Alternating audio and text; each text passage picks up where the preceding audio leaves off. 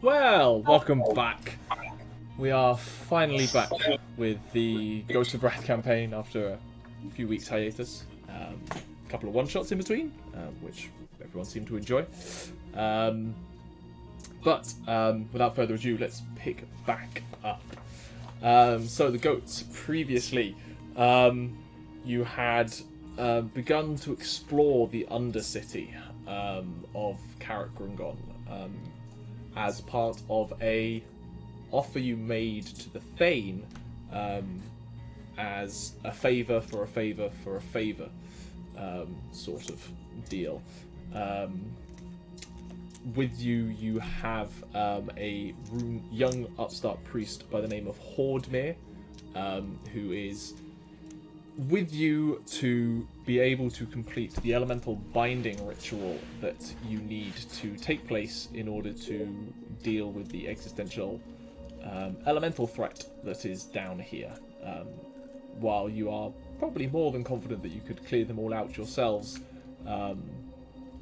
the current prevailing theory is the beating heart of the Faendal Forge, the ancient relics of the Dwarven race, lost containment in terms of its drawing energy from the elemental plane, and now elementals continue to pour in. Having headed down, it wasn't long before you met the first elementals down here.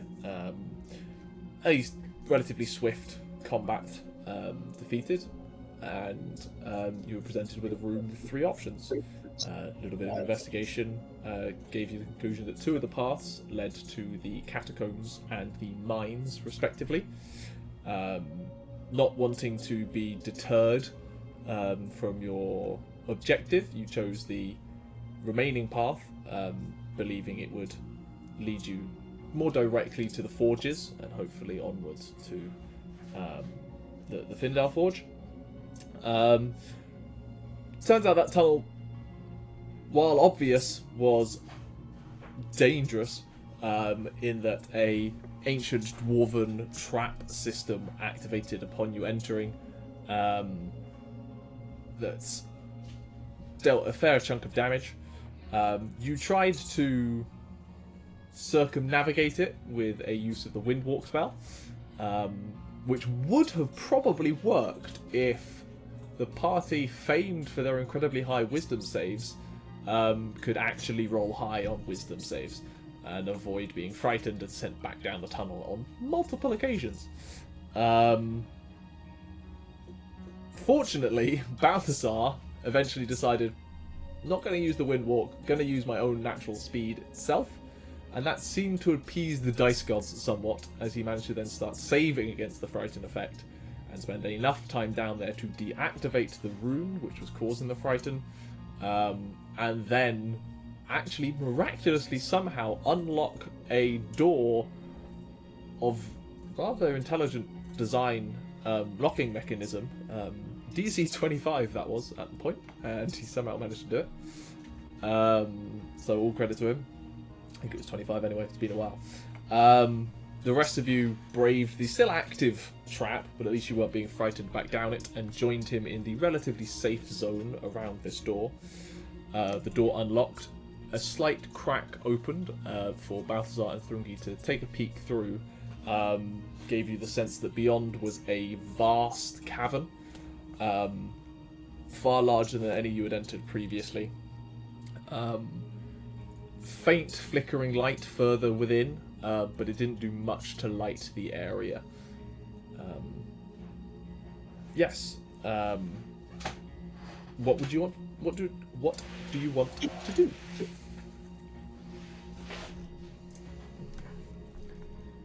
I think open the door. Yeah, let's finally open the door. Cool. Would there be any way of getting a bit of rest on this side? Oh yeah, we did mention having some rest. Be nice. We've smashed the thing at the top. Can we close the door again? Or is that just like not secure at all? You could pull the door too. And you could try to lock it again if you wanted to, but you are also aware the This corridor is still very loud, with the sound of crashing stone and swinging blades. It's not counterintuitive to resting, it's just make it a little annoying. And the flaming skeletons that had arrived from the catacombs are just kind of congregating still in the area at the far side of the tunnel. They don't look like they want to enter this tunnel. They seem to have enough sense of self-preservation even as reanimated skeletons. I would admit that would have been quite funny, just seeing them marching by two. Basically what would have happened, yeah. How's our little cleric doing? Not cleric. Is he a cleric? He is a cleric. Rambear. He's quite beaten up. He's, for fairness, considering it's an NPC who's way below your level, he's about at half hit points. He's doing better than me. He doesn't have that many hit points. Yeah. He has the hit points of about a level 5 cleric. But yeah, I'm gonna feed him a potion of healing. Oh. Okay. Does it just make sense for us to have a short rest here? We can go through, I think, just in case he dies. Why don't we Just just in give him the potion and then go there? I'll tell him to take it if he dies. Good idea. Yeah. Okay, you've handed Hordmere a potion.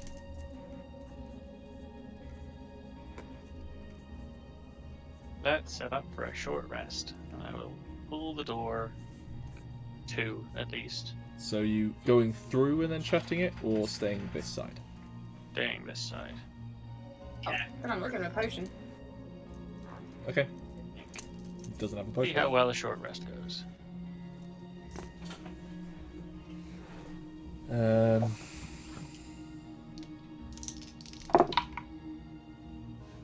Okay.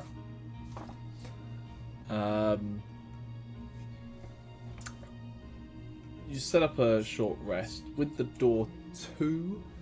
The skeletons eventually just kind of they do stay there, but they're much more ambulatory. They're not like imposing, standing there staring at you. But you do gain the benefits of a short rest. You are surprisingly undisturbed. Roll your hit die, do anything else you want to do. Hordmere is going to roll some hit die.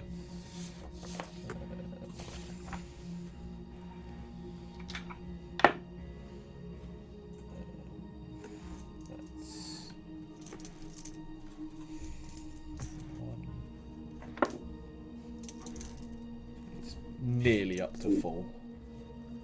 Having used 2. You could probably just go ahead and use 3 and get it up to full. That's probably okay. Okay, he has done. Yeah. He's so weak. You chose to have an NPC join you rather than learn the ritual yourself? When you use hit die, do you just get the die? Or No, is it add your constitution modifier as well. You had your con. Mine was 9d8 plus 24. D&D Beyond does Yeah, do it it's for you back. when you click on short rest. Yeah, I know. I thought it did, but it didn't add any. I think you have to have one of the boxes selected. Yeah, you've got to when tick the you roll it. boxes for how many hit die you're Yeah. going to use. That would have ended. Alright, there you go. I'm only using 6. Nice. Sorry, I'm taking off my It shoes. gets me close to 200. I have some temporary hit points from somewhere, but I'm assuming they are going to have gone after the short rest. I imagine they would have been from Rambear. It's a place you usually get temporary hit points. Or it may have been your channel divinity. Yeah. Alright. Bye-bye temporary hit points. I don't know if they use most spirit gem. I think you used it in the first elemental fight. Also, that they're gone.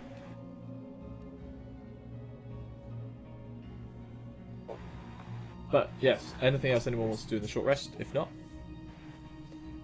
push on. Mhm.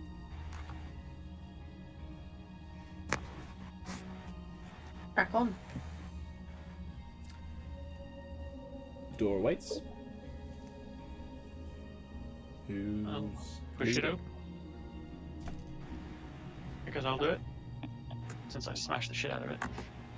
Seems fair. I mean, the door itself is still pretty Yeah, I know. intact.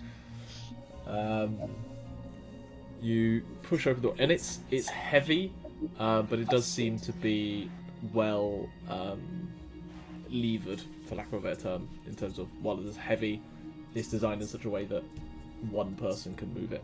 Probably more a dwarf, but you're a decent strength anyway, so you kind of push it to. How wide are we talking? Are we talking full open? Are we trying to sneak through? Are you I kind of want to combat sneak rolling? through I until don't know. we know Yeah. what's on the other side. Cool. Can everyone roll stealth checks then, please? How sneaky are we wanting to be? That's fine. That's fine. I don't think Like, we need to. that, right? Yeah. Okay. Just before you all say your rolls. And Hordmere. Ooh, Hordmere rolled alright. Balthazar. 14. Nyah.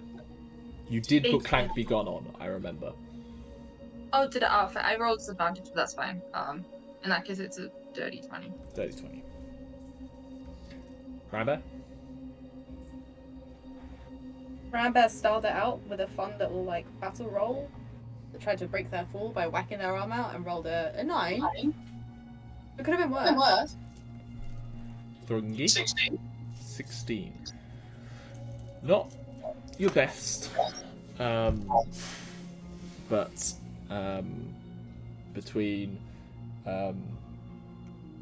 Hordmere, Thrungi, and Nyah, surprisingly, compared to the light-footed other two, you managed to enter it, not open the door so far. You are aware, Balthazar, as you enter first, that you're opening, like the door does catch on some stonework and makes a little bit of a noise, which you fear would echo down this chamber. What you more catch is the fact that the sound of the trap continuing to go starts going through the door. Thrungi and Nyah quickly then hurry everyone through such that the door can be shut, or maybe even the trap will deactivate once you're out of the corridor, and suppress that silence. And it does actually deactivate fairly quickly after you've exited. It does very much seem to be triggered by there existing someone within the space. But you enter into a grand space.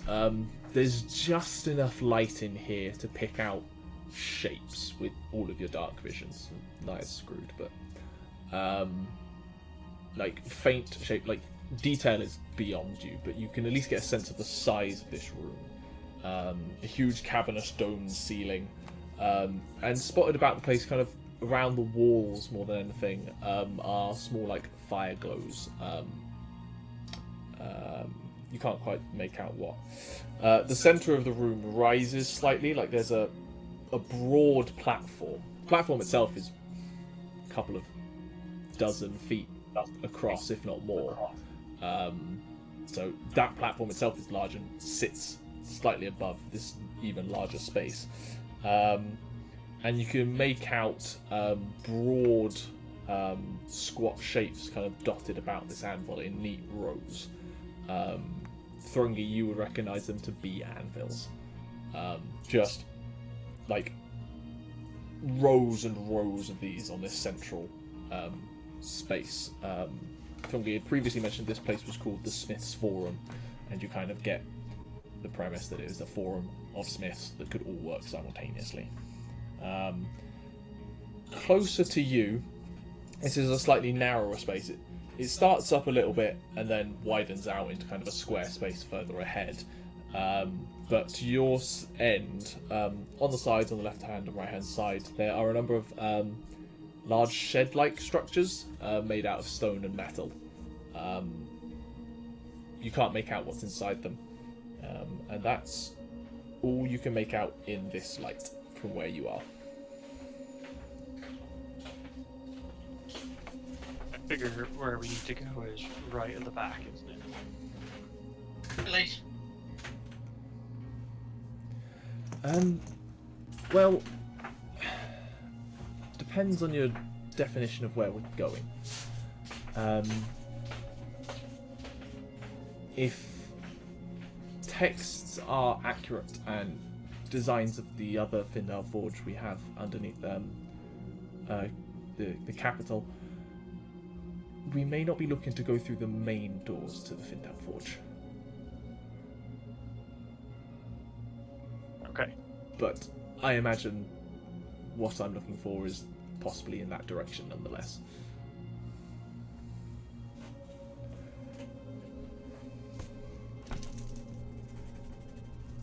I guess let's head through. Who wants So to I'll roll me? give you some. Rambear. Actually, what were you going to say? I'll let you do that first. Just going to give the group some adventuring knowledge that I was given in the forest once by a ranger. It's the more traps you encounter, the more likely you're close to your target. And so I think that we can just stumble around and see if we find some traps. And if we find some traps, we're probably in the right direction. Okay. Hopefully What we're do I not need getting to do? caught in them. No. That's the fun part. Yeah. Are you gonna keep your eyes out for traps then? Yeah, I have got an observant feat, which I'd like to think means by default I'm always doing that, but it doesn't. I have to say it. It does help you quite a lot with passive perception, which is where I was about to come to. While Thrungi and Balthazar kind of shut the door behind you, and as soon as that door very gently shuts, the sound of the trap, if it is still going, completely dies. Those doors are thick and evidently soundproof. And it's at that point you pick up the sound that is in this room. There is movement about this room. There is the sound of kind of rock grinding against rock. There's a strong breeze. Your nose picks up the smell of kind of smoke and fire on the breeze. As you enter this room, can everyone make me another Constitution saving throw? Just due to the environmental effects of being down here. Remember that if you're close to me, you get the... Yes, that is. You're all technically within that radius. 19. 19. Nyah? 14. 14. Rambear? With a bonus, 16. 16. Thrungi? Oh, right point. Hawkins just makes it. What was it, Bryn? Thrungi? 22. 22. You're all getting comfortable to this area. I will note that Rambear still has a bit of a bad cough due to ash being down their throat. But no debilitating mechanical effects as of yet. Rambear, the smells and sounds you're hearing do sound or are vaguely familiar with the noises you had when you were approaching the first set of elementals. You are immediately on alert. They're coming from further within.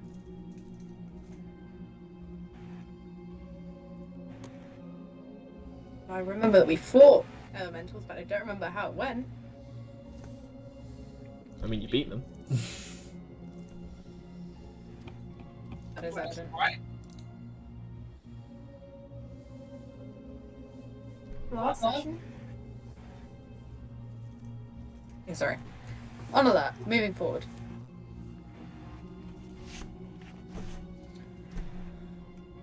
You continue onwards.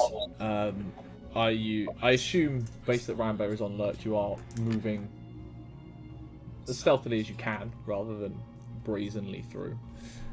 And you get closer to the slight rise. It's not like a huge rise. It's a couple of steps up to this large platform where all the anvils are. And then you notice that some of the firelight in this room that was allowing you to see things is moving about the space.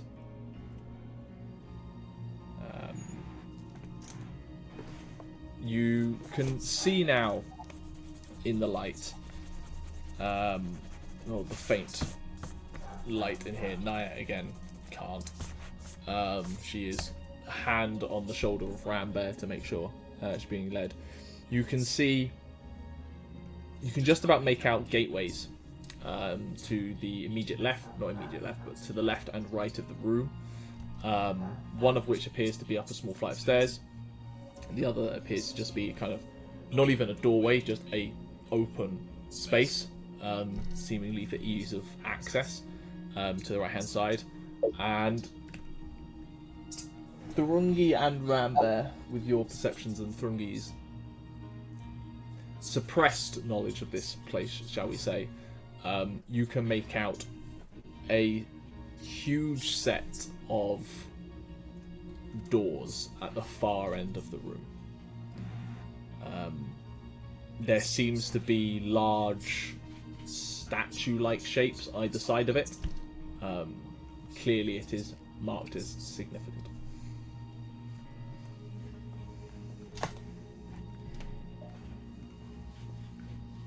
Any ideas what's through the doors?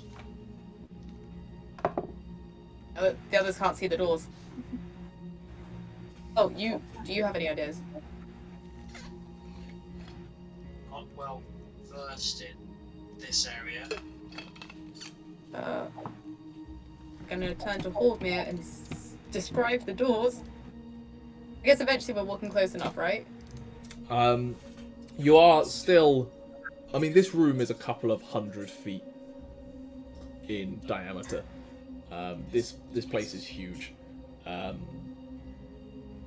You do mention to Hordmere, he goes, I mean, grand doors, statues either side, it's a reasonable bet. It's the access to the Faendal Forge. Probably not the door we're looking for, the door I'm expecting us to find, but it's at least it's proof it's there. And if we need to, we can head that way. And then there is a sound of kind of almost flapping wings, but it's followed by a sound of like there's a thick viscous liquid hitting the floor, and a faint dark amber red glow kind of passes by,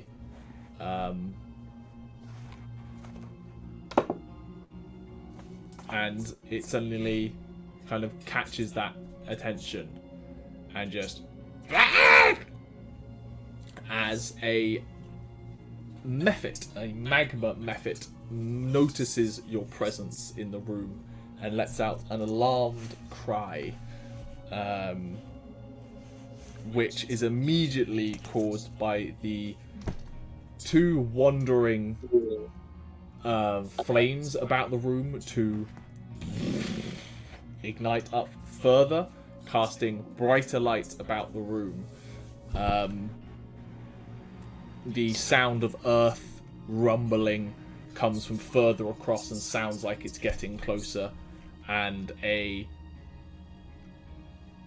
tornado-like sound picks up to your right. And I need everyone to roll initiative.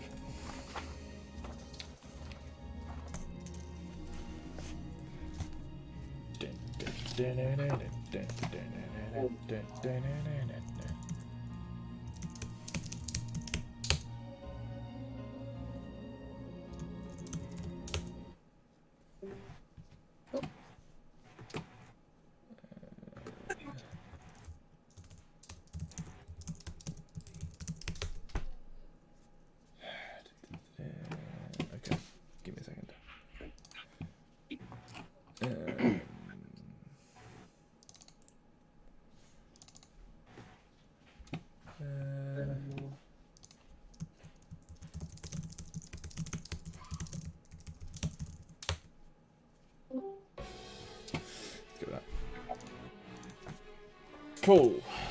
I need to roll a bunch of initiatives. Sorry.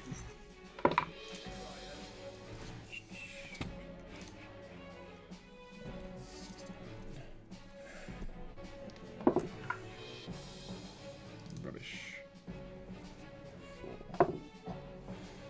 Natural 20. Smokes.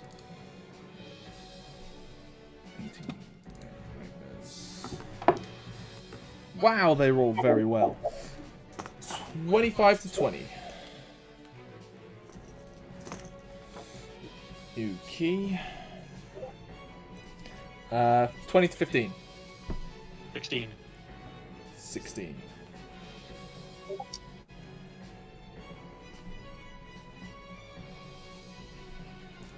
Uh, 15 to 10.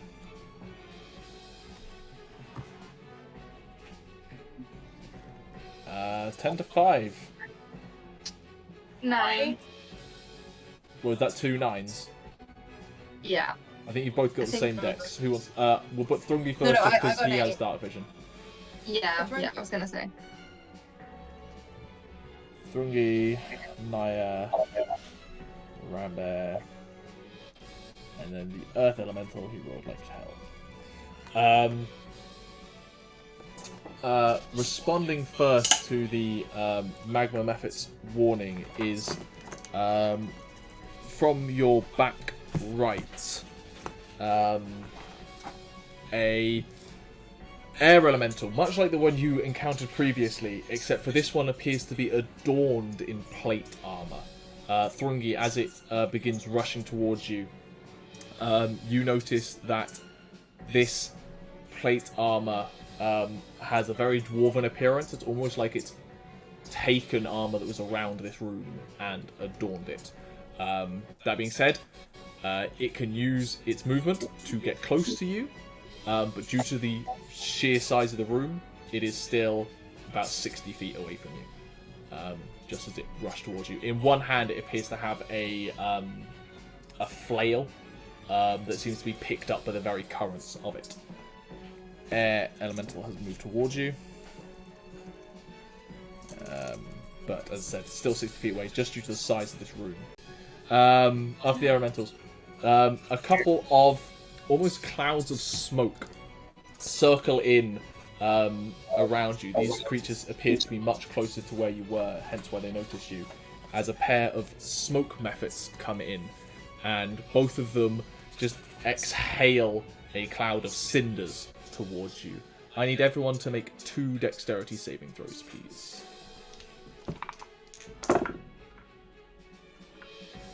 What's your bonus, Nyah? Oh, it's +3. +3. Hold me fails. Again. You get advantage and you get Nyah's bonus. Balthazar. So that was 2 31s. I rolled natural 20 twice. You just see this cloud of cinders coming through and just like casually step to the side. Just- Hails it. It's just cinders. It's just like nothing for him. Nyah, Yeah, fire damage as well. 15 and 13. you are okay. Rambear. Dirty 20 and a 9. And a 9. Thrungi.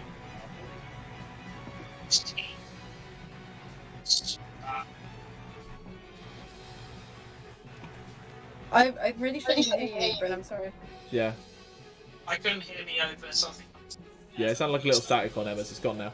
Bryn, I heard 16 and 21. You're fine as well.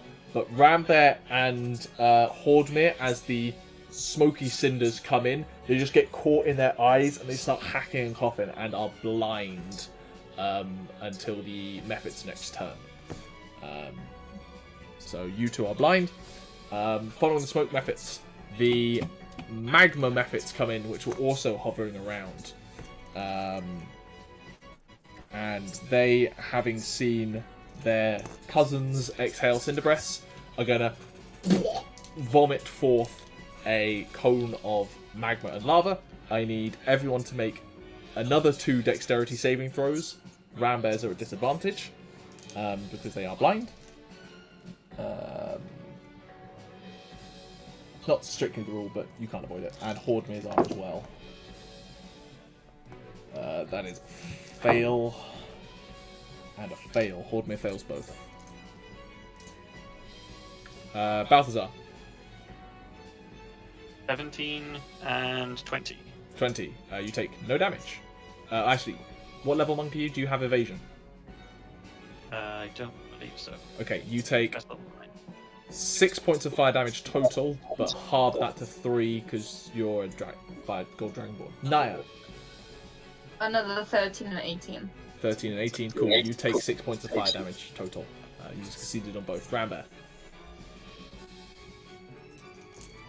That's, if Naya's still happy to stand next to me, Yep. Yeah. it's an 11, and 11 is the lowest, and then 18. Cool. You take 6 points of fire damage total. And Thrungi? 14 and 21. Cool. 25. 6 again, but you have fire resistance half of 3. Hordmir took the full 14 points of damage because he failed both. And he is not resistant to fire damage. That is the end of their turn. Balthazar, you are up. Cool. How far away are one of the methods? The methods, they're all within about 15 feet of you. They're just kind of, they're orbiting slightly above, but they're still within punching range. They're not intelligent enough to get out of reach quite yet.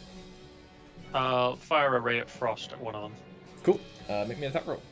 Which one? The ones that seem to be made of lava, or the ones that appear to be made of smoke? Go with the lava ones. Lava They're ones. more Cool, go for substantial. 18 to hit. Hits easily. Roll damage. Thrungi, you're almost up. Okay. 19. 19 was that? Yep. Which is doubled because they're vulnerable to cold. To 38. You unleash this ray of frost, and this magma method is too busy like cackling, having watched some of the magma get onto you. It doesn't see it coming, and it just it completely freezes up into essentially rock underneath the cold, falls to the ground, and breaks apart. That's one gone.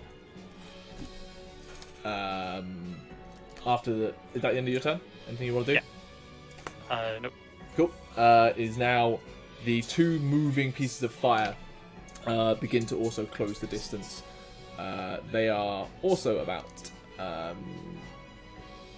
They are actually coming for a little further, so they're probably more about 75 feet from you as these two fire elementals come in. Also seem adorned in dwarven plate. These ones have kind of dwarven swords in their hands as they get closer.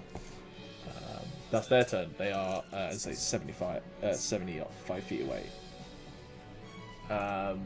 Thrungi, you're up. Who's the closest? The Mephits are closest, but they also don't pose that much of a threat. If you're more interested in bigger targets, the air elemental with the flail, you can use a dash action to reach it. What's your movement speed? 40? 35. 35. So yeah, even with a dash, you couldn't reach the fire elementals. They're 75 feet in like opposite corners. I can't get to the smoke stuff. You can get to the smoke ones. They're just in around you. It's just whether you wanted to head towards a bigger target.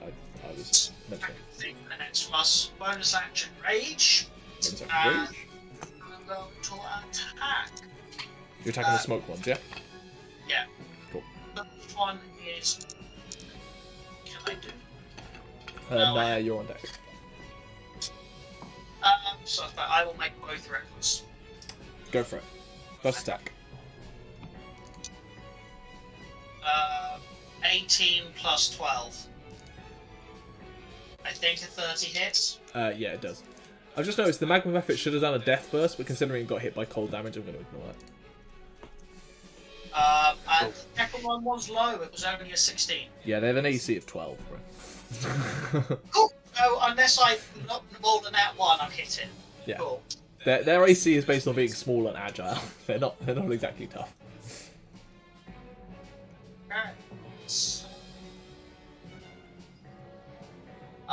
It's just 12 points damage for the first one. and 11 points of damage for the second. Enough. The magic on your blade and the smoke method just disappears into cinders. I then need you. Nope, you don't need to do anything. As it explodes, like you destroy the corporeal form, and it just kind of forms into this fog of smoke. You are now currently in a heavily obscured sphere for the next minute. It won't move with you, but there's just smoke where you are. Anything else on your turn? Do you want to move towards something else? No, I'm just. I'll move 20 feet. Towards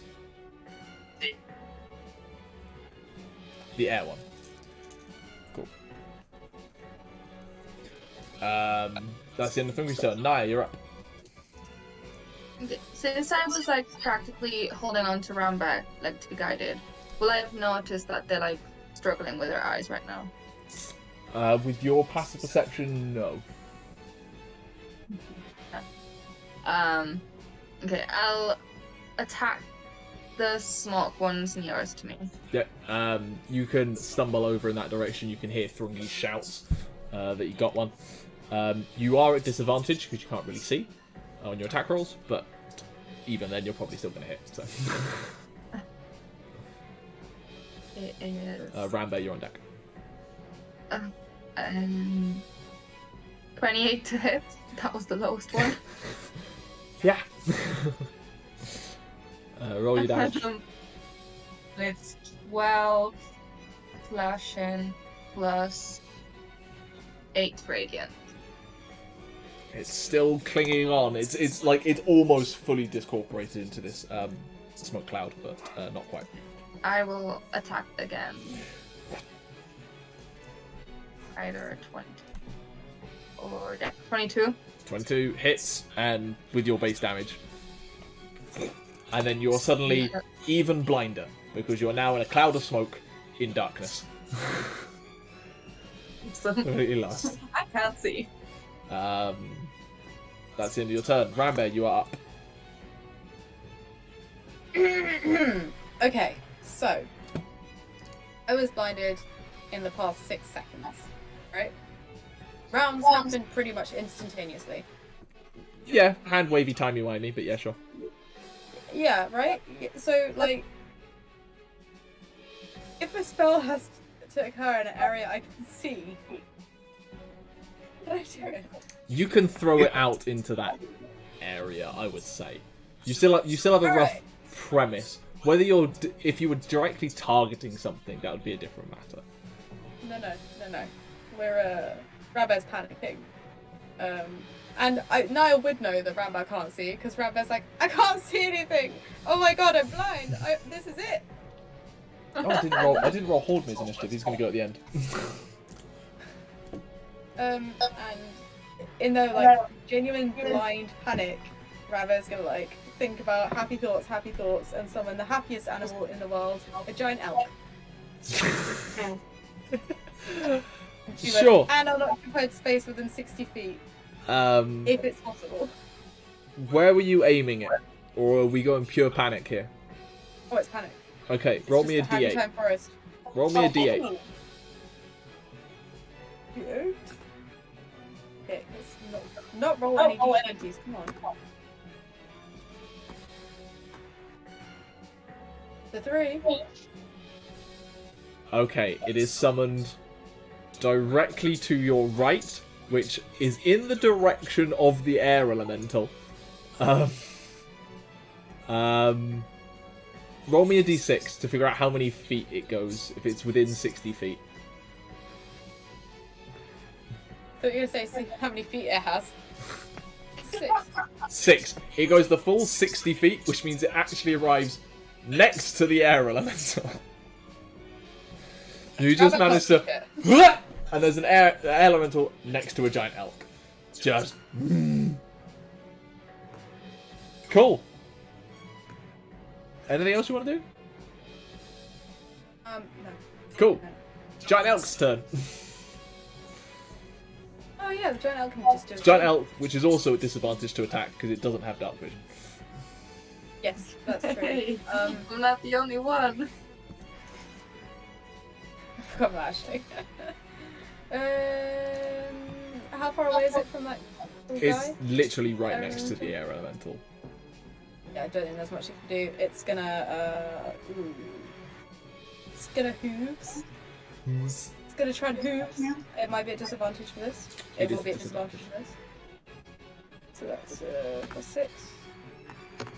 So it's gonna look like a roll really high, but I have not. Ooh, 10 to hit. 10 does not hit. The hooves kick out and it hits the lower part of this air elemental and just passes through like gas, and does not connect. Rip. I think it's safe to say that in Rambear's panic as well, the elk is a little bit scared and is going to try and like just move. Oh, it's right next to it. It's still instinct. It's going to try and move away. It will take an attack of opportunity. The air elemental throws its flail at it. That is a 22 to hit. Yeah, it just gets past that. It takes 7 points of, I'm ignoring force damage, magical bludgeoning damage. Force damage in my ass. Don't like Mordenkainen in Solar Foot. Monsters are like that. Cool. Is that the end of the elk's turn? Yes. In that case, it is the Earth Elemental's turn. Thrungi headed towards the Air Elemental, which means Balthazar's the one. Oh no, Nyah would be at the front at this point. Because she advanced on the Smoke Elementals. Rumbling out from the centre of all of these anvils, what you had previously thought was just a pile of earth, is a huge elemental, still bedecked in dwarven plate. This looks like heavy dwarven plate, and wielding a giant hammer maul-like thing made of pure metal rock, like ore.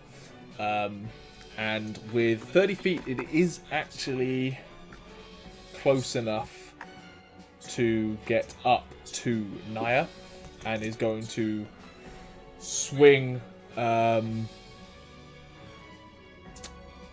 Yeah, it's going to try a thunderous strike at Nyah, which means it only makes one attack instead of its multi-attacks. It does get advantage because Nyah cannot see.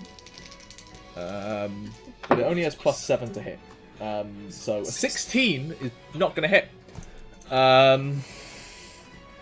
As it comes lumbering in, you use the smoke to your advantage, just kind of shift in the smoke. There's a loud crash of stone next to you that just kicks up and adds to the smoke, but it crucially does miss you.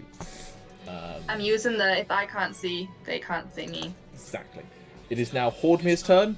He is going to back away, but will use Sacred Flame on the remaining magma method, just so he's trying to be helpful. Oh no, it's close enough, I think. Yeah, he's going to like pull out the maul that he's been carrying with him, and swing at the method. With a natural 1, he is terrified like shit, misses, and then backs up away from it. Does take an attack of opportunity from the magma method, which with a 7 on the die misses in response. Those two are fucking useless. Which now means it's the air elemental's turn. Looking back around to the top of the initiative, Thrungi is 40 feet away from it. And there's a giant... How far did the giant elk move away from it? M? Sorry, not so far. 30 feet. 30 feet. Okay, seeing as it's the thing that attacked it and it can get 30 feet, because apparently air elemental Myrmidons not that quick. Fire ones are quicker. Yeah, but the fire ones still have 40 feet. The air elemental is going to take to the air and basically hover above the giant elk and then bring down with 3 flail attacks its flail on the elk. A bit unfair. That is a 9, a 22, and a 28. 22 and 28 are on the money. They're over the money. Overpaid. It takes 18 points of magical bludgeoning damage. Got force damage. That changes things. I hate that it's force damage, so I'm ignoring it. It is now the smoke method's turn. They're dead. It is now the remaining magma method's turn. Let's see if it gets its thing back. On a 5, it does not, which means it's going to go after the one who killed its mate, which means it's going to fly at you, Balthazar, Okay. and try and attack you with its claws. That is a 22 to hit. That hits. You take 2 points of slashing damage and 4 points of fire damage, halved to 2. Cool. Is the magma method's turn, which brings us on to Balthazar. I'm going to draw my sword and cut at the one that's in front of my face. Go for it. 17 to hit. Does hit. Raw damage.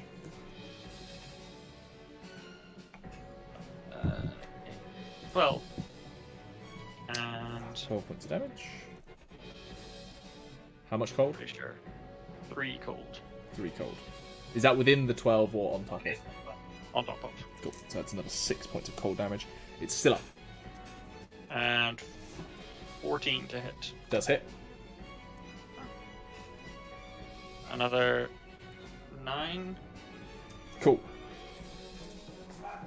And another 3 cold. Make me a dex save.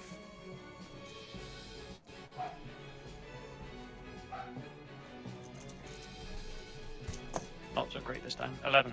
11. Still enough. So you take 8, half to 4, half to 2 points of fire damage as you cut it in half and a couple of globullets just like splash onto your face and sizzle a little bit into the scales as it dies. All the methods are now dead. Anything you want to do, Balthazar? I can't. Wait. Can I do light as a bonus action? It's a cantrip. But... It's a non-damaging cantrip. I'll be fine with that. Cool. Can Did I you wanna- find a coin and light it and flick it at the rock elemental? Yeah. In that direction. Nyah, you now have light. It's still obscured where you are. You're still standing in a sphere of smoke. So you have light, but it's like turning fog lights on when there's heavy fog. It's essentially what's happened now. You're still kind of blind. Yeah. Just as a note, Rambear, you are no longer blind because the smoke method's turn is over. Neither is Hordmir. Cool. Balthazar, did you want to move anywhere? Did you want to run up to any of the creatures or anything like that? There's no more of the methods flying around, are there? No. There's fire elementals approaching from the further corners of the room. Earth elemental next to Nyah. Air elemental beating up on an elk that is a few feet. Actually, with where the elk would have run, maybe about 40 odd feet from Thrungi. I'll say where I am. I'm kind of centrally located and not next to anyone, so I'm good. Cool. Fire elementals turns. They are going to, with 40 feet of movement. One is going to use 40 feet of movement to get closer to Nyah, who's dealing with the earth elemental. No, what it's going to do is it's going to use its full movement to flank Nyah with the earth elemental to give its ally advantage. The other one is going to move 40 feet towards you, Balthazar, seeing that you've dealt with many of the methods, and then take the dodge action. Okay. That's their turns. So the one from you, Balthazar, is about 35 feet from you now. Just so you know. And Nyah, you are flanked. Thrungi, it is your turn. Okay, what's the biggest threat? I mean, all of these elementals are armoured with dwarven weaponry and capable of dealing out damage. It's a... You are kind of... Based on the fact the air elemental is currently in the air, so you would struggle to hit it without getting on top of the giant elk. I'm going elemental then. Which one? Earth elemental. The Earth Elemental. You ran away. How far did you run? 20 feet. Okay, then yeah, you can get back with your movement speed to get to the Earth Elemental. Forward enough that hoping it would come to me, but I'd still be within support range. It could get to the elk, it couldn't get to you, so that's why I went for the elk. Cool, I charge and go reckless because I'm in faith. At the Earth Elemental, yep. For a 16 plus 12 Does hit. and a natural 20. Nice. Go for it. Okay, so I just need to check something. First attack. Okay, fine. I can't do what I didn't thought I couldn't. Okay, first attack is going to be 21 points of damage. Then, I get to roll. Forgot. I get to roll 2 additional weapon damage now. Does that mean I roll 3d12 or 4? 4. The original one doubles, and then you roll a couple of extra on top. It was 20 for the first one, wasn't it? Yeah. 21. 21. Got you. Oh, that's a total of 22, 30, 40. Another 40 points of damage. I also gain temporary hit points of 20. Yep. Not sure how that works, because there's no blood to drink, but it does work, because It's magic bigger doesn't than care. life orb. Yeah, exactly. Cool, and then we'll deal with the necrotic damage next time. Cool. Interesting. Thrungi, you having moved forward, essentially, further into the room to meet up to the Earth Elemental, there is suddenly a sound of metal rumbling from further within this hall. Heavy metal footsteps suddenly. Dum dum. Yeah, that's you're a bit distracted in the darkness to know exactly, but that's what you hear. Nyah, you're up. Rambear on deck. Okay. Can I see that I'm flanked? Yeah, there's enough light here to be aware that there's large shapes. There's also Thrungi around. Yeah. Okay. I'll go towards the one nearest me out of the two that They're are flanking they're me. both within Are they both 5 the feet. same? Within, Okay. 5 feet of you. Yeah. Which one seems scarier? I mean, one of them is a giant Okay. pillar of fire wielding dwarven swords in a slashing motion. The other one is a giant piece of rock that Thrungi has just hacked into. Yeah. I would be more scared of fire, but I don't know what you're more scared of. I'll go for the fire one. But Okay. I will try and. I might start disadvantage. no. There's enough light here. The fire elemental is kind of dissipating the smoke. Okay. In that case, it's 24 to hit. That does hit. And I'm gonna divine smite it at a level 2. Cool. So that's So 3d8 first from of the all, smite, that's 1d8 yeah. from So the that's stand. 14 Yeah. normal, 14 slashing. and Gotcha. then that's 3d8. But I'm gonna add another one because of the when I hit something. Yeah. You do another 48 radiant damage. So that is 25 radiant damage. Nice. The radiant damage gets underneath the armor and comes out of like the armholes of it, adding to its shininess, not shininess, illumination. In an excellent way. Second attack. Yep. It is. Ooh, not 20. Jesus. So I will divine smite again. Yeah, go for it. obviously. I'm gonna do it at second. No, wait, I'm gonna do it at. Let's do a 3rd level. Why not? So Oh, the normal fuck, damage. guys. Normal damage is 8, Gotcha. and then 1, 2, 3, 5. That is 29. And then if it's a crit, do I? You double the radiant damage. Is it double this or double the dice? Double the dice. So you might as well just, if you've rolled the dice for it, just double that number. Don't forget to double. Okay, so it's 29 plus 29 then. 58. Yeah, and add another 2 because you did double your weapon damage. Oh yeah. Done. Added that in. Thank you.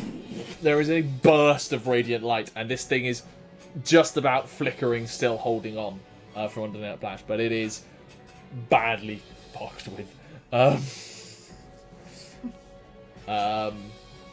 Cool. That was Nyah's turn. Rambear, you're up.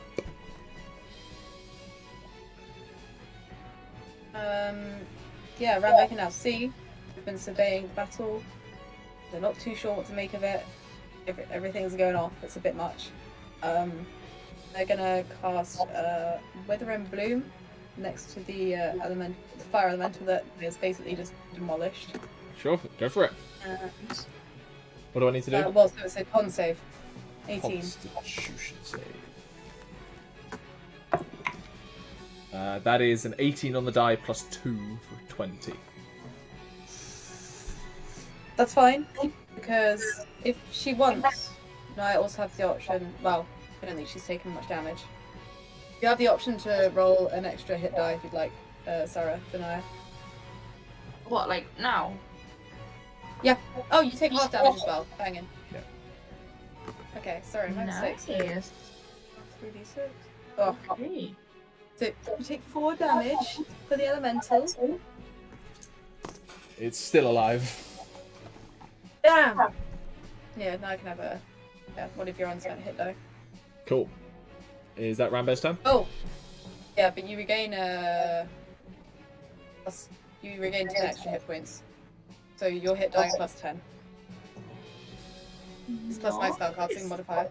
Which is now 10. Oh no, it's Spellcasting 5. modifier Sorry, is my fine. spellcasting 5, sorry. Just Oh, you that's with not so good. Okay, Still 5 is that's fine. that's chunky. Not so bad. The elk, which is currently being assaulted by a elemental with a flail. Poor guy. Yeah, not so much I can do. But if it's... Is it still a disadvantage? It's not a it would be actually, because it... What's the radius on light? Stephen? 20 foot bright, 20 foot extra dim. Okay, it would be fine then. Please be good. It's enough. Just because I feel like it's very arbitrary that it just kind of stops after 40 feet. I'm like, light continues to go. There's ambient light in this room. It's starting to add up. It's not 14. 14. Probably The air doesn't elemental make that sees much. it coming and just like pivots, and the hooves clang into steel. The air elemental takes the blow and then comes back in to attack on its turn. Is it gonna keep running away, or is it gonna stay there? No, it remembers it got a juicy hit last time it ran Staying. away, so it's staying. Earth Elemental's turn. It is focused on Nyah because it has flanking.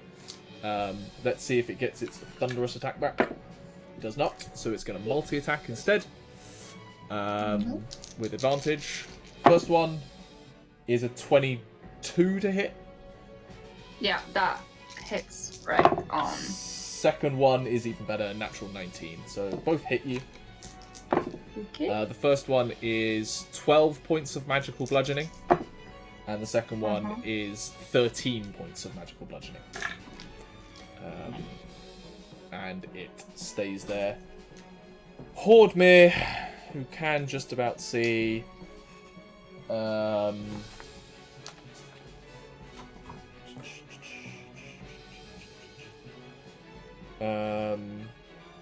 he is going to...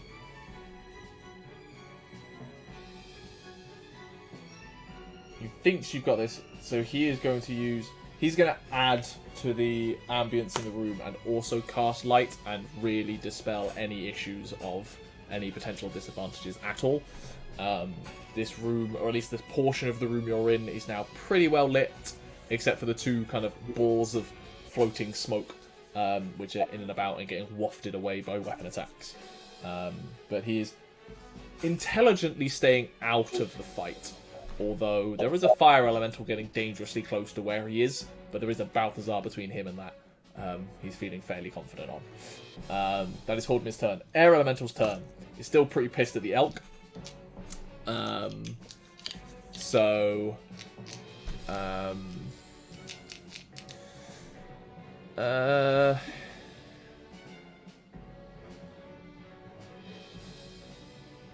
Yeah, it's gonna make 3. Well, just 3 little poo-poos. And in response, it hits it 3 times with its spell. The lowest is a 17. They all hit. And the elk implodes. No, her animals have a lot of hit points. 14 plus 12, 26 points of magical bludgeoning damage. Elk still up? Yeah, fine. Yep, see? Elks are fucking hardy. Balthazar, your turn. Being that there's so many things coming at us, I'd like to cast Spirit Guardians, and then run basically towards the fire elemental / through it / towards the earth and fire elemental that are attacking Nyah. I don't know how close they are. They're coming in a bit together. too far away for your movement speed unless you're going to use bonus action key point. If you use bonus action key point, you can do it. If I can do that and cast Spirit Guardians, then yes. Yeah, because bonus action separate. Spirit Guardians is the action. Cool. You do that.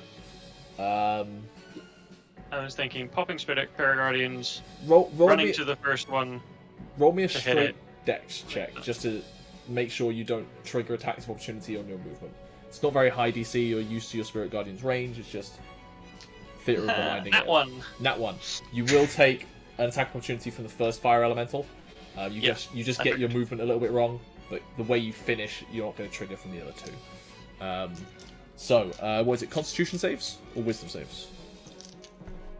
I should know this. Wisdom saves. DC Wisdom. 19. Which is dodge action does not help on. That's an 11 for the first fire elemental. A natural 20 for the earth elemental, so it will succeed. And the second fire elemental, a 19! But they do take a lot of damage. 11 on the dice.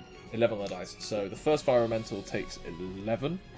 Down to that. The second fire elemental takes half of that, which is 5, down to that. And the earth elemental takes 5, which is down to that. And you do take an attack of opportunity from the one fire elemental. Yep. 13 doesn't hit you. Okay, cool. So there you go. Nice turn. Don't forget to use that key point. That's all. Yep. It is now the fire elementals' turns. With 40 feet, that one that you did run away from can get close to you again, but it does know you've got Spirit Guardians up. And it's not that dumb. It goes after Rambear by avoiding your Spirit Guardians. Rambear's left exposed at this point. What have you done, Balthazar? It is going to use its Fiery Strikes ability and make 3 attacks against you, Rambear. With it. No, it basically takes these dwarven, like, curved scimitar-like blades and thrusts it inside of its torso and then pulls them back out, and they're ignited in magical fire. And it comes swinging for you.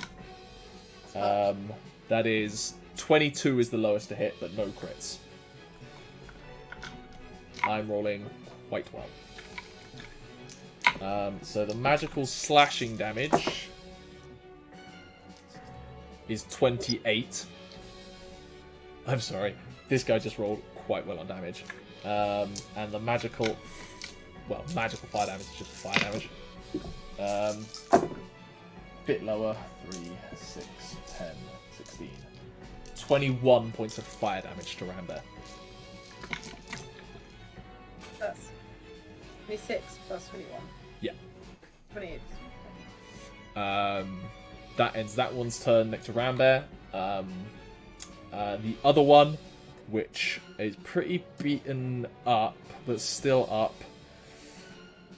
has Nyah and Thrungi. No, it doesn't have Thrungi within range because Thrungi went for the Earth Elemental, so it only has Nyah within range. It's also going to use its Flaming Strikes ability and make 3 attacks against Nyah at advantage because it is flanking. First one is a 23. That hit. Second one is a 21, which doesn't hit. And the third one is a natural 20. So the first attack does 7 points of magical slashing damage and 6 points of fire damage. Wait, how much? 20? No, 6 points Okay. of slashing damage and 6 points of fire damage. No, sorry, 7 slashing, 6 fire, so 13. Okay. And the second attack, which is a crit, does 10 points of slashing damage and 14 fire damage for a total of 24. Nice. I have to use their special abilities now. They're not going to last long enough to use them otherwise.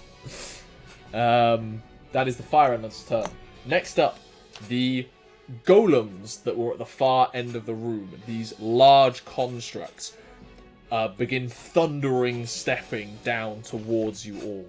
They don't have super amount of movement, so they use their 60 feet of movement to close the distance and are heading directly towards you. You can just about make out in the gloom now that they are carrying these large maces that look to be made of pure metal, and on them are emblazoned dwarvish runes. But they are using their movements to just head towards you. Thrungi, it's your turn. Nyah, you're on deck. I'm Diablo the Polymorph. Tell me you have something to command them. I really don't.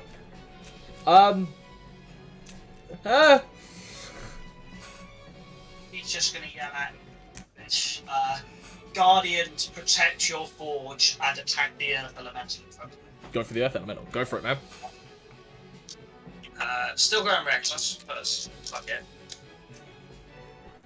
For 31 Hits. and 18. Both hit.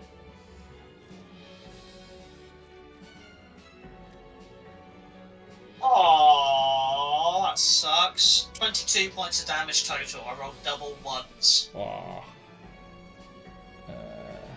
Cool. You carve a couple of boulders, crack one, but it's still hanging there, and it like hangs its maul down and prepares to swing towards you. Nyah, you're up. I will go towards the one that, the big fire that just hurt me. Yep, he's still right next to you. I will try and... That is 22. That does hit. I will also Divine Smite at level 1. So that's 7 normal damage. Mm-hmm. And then 13 radiant.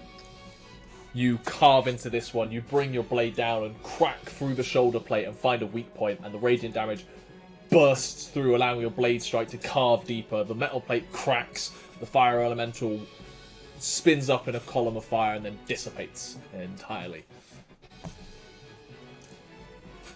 Can I use my second attack on a different one? There's still the earth elemental next to you, or you could try and move to attack another one. I will go for the earth elemental. Go for it. Pissing me off as well. That is 25 to hit, Does hit. and that is 14 plus 5 radiant. 19. This thing's just about holding together. Rambear, you are up. You have a fire elemental in your face. In my grill. Nyah, did you have a bonus action you want to do? Just worth checking. No. Rambear. Right. How in my face is it? Right in your face. It's the giant column of angry fire wielding dwarven steel. Yeah, that's unfortunate. Really unfortunate. Oh, also, I need you to make 3 concentration checks. Only 2. Only hit you with 2 attacks. Oh, 2, yeah. Oh no, my elk. Did it hit you with 2? Or did it hit you with 3? 3. I'm rolling 3d20. Lowest is 7. Plus your constitution mod. What's what I'm Plus looking? your save. Either. Oh, it's a 3, 10. Oh, look. I think that'll be fine. I don't think any of them did more than 20 points of damage in a single attack. No, I mean, it was a 20-something. Oh. God, I don't know. It was like 40-something. It's the total. Yeah, so you would have had to roll for... The second one would have been more than 20 points of damage in a single attack, so I think your elk is gone. Due to concentration. The elk is off the field. My second roll was an 18, if we're doing that. No, okay, fair. If the 18 was the second roll, the 18 would save. The elk is still there. That's fine. So I'm going to reveal it to you. It's got one hit point. It's still there. That's fair. But it is your turn anyway. Yeah, okay. How close? Oh god, everything was open, but it's closed now. What is the next? Within 30 foot of me. What's Squan? The earth elemental would be within 30 feet of you. The air elemental is not. The fire elemental is right next to you. Okay. Earth and fire. You know what I'm gonna do? What are you gonna do? Oh, okay. Arc lightning, baby. Ah, I cool. fucking love this spell. Right, explain to me. Arc lightning. Alright, so a burst of crackling lightning strikes from your hand. Pause. Striking and jumping between your enemies. So up to 5 creatures within 30 feet of you. Each of them must make a dex saving throw. The save is 18 for this. Yeah. Both fail. Of course they do. They're not so dexterous. That's a And shit. so that'll be. Who is it? Third or fourth? Third. That'll be 3D. Is that right? What level are you casting at? 3D10. Casting it at 4th, Third. yeah? Third. Third doesn't increase the damage die. Is it not? Damage die Fourth increases level, for every right? 2 levels. That's correct. Bet second for Second now. level. So 2d10 to each one. 2d10 lightning damage. You just see Rambear extend a paw as lightning what's the word? Appears around their paw and then just arcs outwards towards these 2 creatures. Dumbledore style. Do you mean same roll? Palpatine? Oh god, I do. Do you want 2 separate rolls? No. Same or damage for both. one? Okay. 11. Nice average. 11. Nice. And that fire elemental. Cool. Yeah, they both kind of take the lightning energy, zapping them, like goes along the metal armor that they have. Anything else you want to do? Do you want to move away from the fire elemental? No, I'm okay here actually. Okay. Well, I don't love being here actually, but I don't want any opportunity attacks. So we're gonna bonus action Spirit Totem. Cool. It's gonna be, bear, mighty bear. How big is the range in this again? 30-foot radius? 30-foot radius. Can I catch my elk in that? Yes, but you won't catch Balthazar or Hordmir. That's their problem. I'm looking out for numero uno. Okay.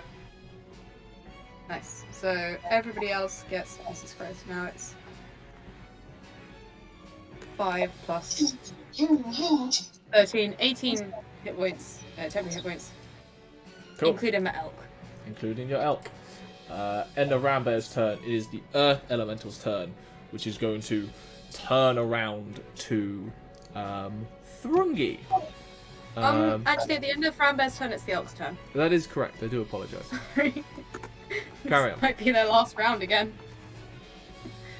Yeah. What's the closest to it? Still the Air Elemental. Still it's still right next to it, isn't it? Yeah, it's hovering above it. I don't get any of this. Friggin' okay. Yeah. Well, I'm just gonna try. I mean, it doesn't have to stay there. An attack of opportunity is not that bad.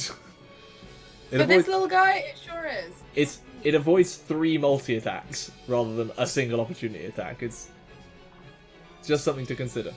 If you want to make the charging attack. That's all I'm saying. I do want to make the charging attack, but I've already rolled and missed, so it's already had a crack at it. Dodges It's out another the way. little... It's just so scared. Earth Elemental is going to come for Thrungi. It is going to use... it's going to see whether it gets its Thunderous Strike back. It does not, which means it's just going to swing at you twice with its giant maul. At advantage. 24 to hit for the first one. Yep. That's cocked. And a 22 to hit for the second one. Yep. First one does 15 points of magical bludgeoning. Second one does 11 points of magical bludgeoning. Because I think it's unfair that it does force damage and would ignore your rage. So 26 down to 13. Yeah. Did it start its turn in my Spirit Guardians? It would have, yes. I will roll a wisdom save. Cool. That is a failure. Please roll me wisdom damage. 11. 11. Ooh. I have a question, Gare. Does it take a d6 per attack I gave it? Yes. Would one of those be doubled? No. I thought I'd... I'm going to say no for now, but I may revisit that in future once I figure things out. Fine, takes a total of 8 points of necrotic damage. It gets those... I know this technically happens at the top of the turn, but... because Yeah, I bother. that's fine. It gets the swings in, and as it does, that necrotic, like, stealing life energy out of it just cracks its arms, and the maul hits you, and then continues spinning off down the room as the Earth Elemental crumbles into rock and dust. End of the Earth Elemental's turn. It's Hordmir's turn. He is going to see Rambear all sorts of fucked up, and is going to run up to Rambear and put a 2nd level Cure Wounds in you. Rolls quite well. 16 points of healing to Rambear.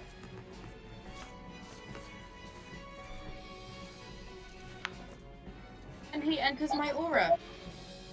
He does indeed. Spirit token. How many temporary hit points? 18 temporary hit points. That doubled. 18. That doubled his current hit points. That's the end of Hordmir's turn. Air Elemental's turn.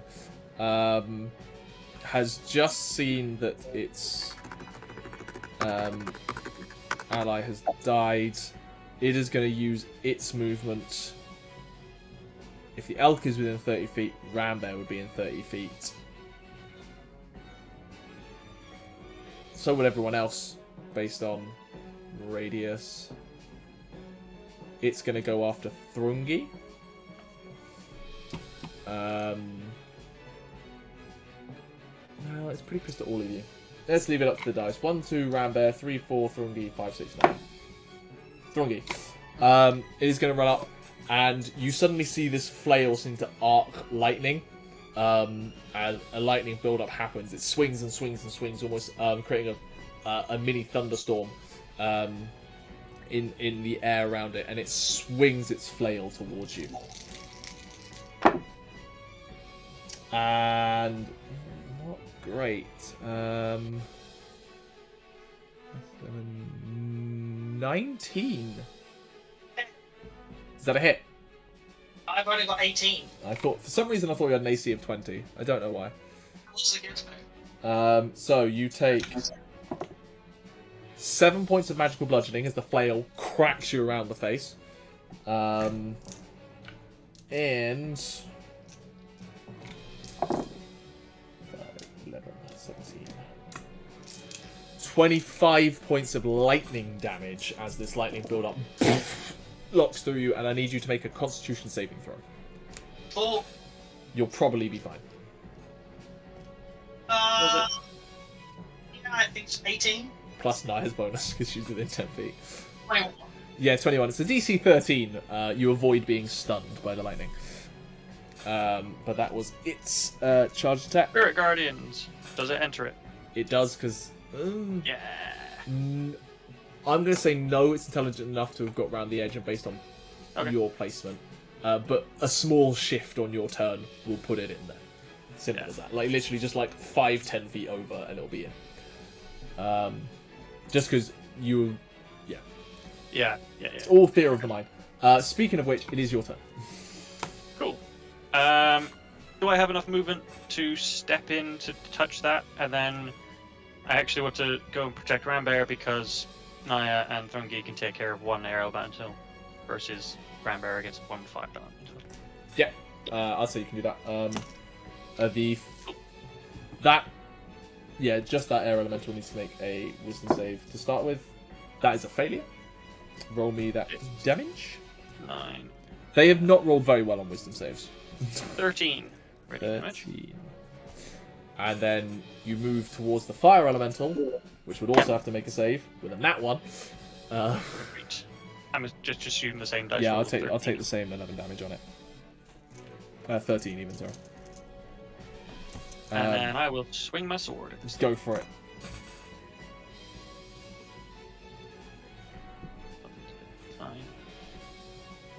What's 14 plus 9? 23. To hit. Hits, yep. 7. 11 damage. And 4 cold. 15 total. Second attack Yep, go for it. is not as good. 12 to hit. Doesn't hit. This one it sees coming and just like dodges out the way, and you catch its pauldron, shed a few sparks as you hit it, but not a solid hit. That is my turn. Now that fire elemental's turn. Let's see if it gets its fiery strikes back. It does not. It needs a 6 to recharge, so it still doesn't have it, which just means it's going to make 3 scimitar attacks. 2 on Rambear, 1 on you. It can see Rambear's bleeding pretty hard and it wants to finish the job. So 2 on Rambear, 1's cocked. Still cocked. 2 on Rambear, the highest is a 15. And the one on Balthazar is a 19. That hits. Or does it? My AC is 19. Yeah, it does hit. Doesn't do a lot of damage. Its weapons are not currently on fire. 10 points of slashing damage. Okay. And you need to make a concentration check for Spirit Guardians. I do. DC 10. Natural 20. Natural 20. You are fine. That's the end of the fire elemental's turn. The golems use another 60 feet of movement, which... hold on. 5, 10, 20, 30, 40, 50, 60, 10, 20, 30, 40, 50, 60. Gets them about 30 feet away from the current brawl. And has no abilities that can use that distance. So, carry on. But there are now, you can now see them. There are 2 large, bright shining, or they would have been bright shining, they now appear to be covered in all types of scruffs, dinks, battle damage, scorch marks, platinum golems, each one wielding a giant maul, and bedecked in glowing dwarven runes that just seem to be heading towards this fray indiscriminately. But again, they use bonus action and movement to get even within 30 feet of everyone. Thrungi, you are up. There is an air elemental trying to whack you about the face. Guess what? It is gonna get in its face. An axe. Yeah.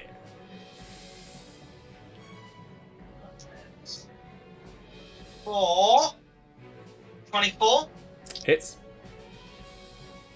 and 21 Hits. for a total Are of- you recklessing again? Just so I know. Yes. That's fine.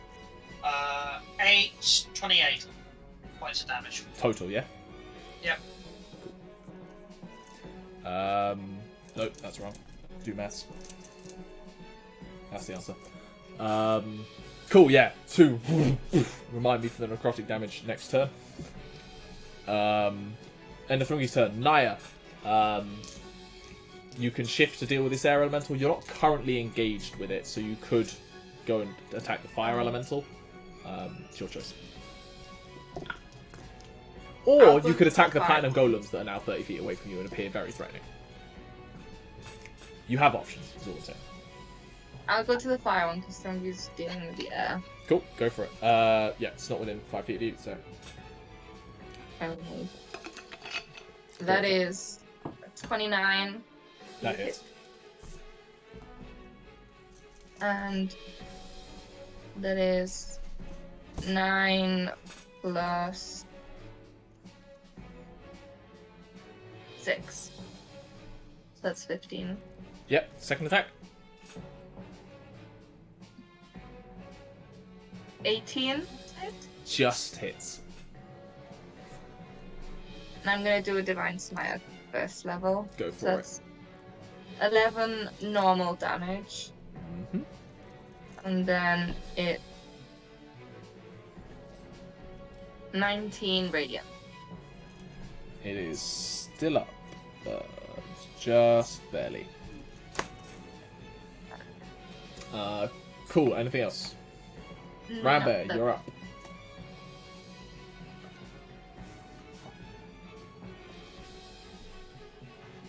Rambear spent most of the time trying to find a pencil in their apartment.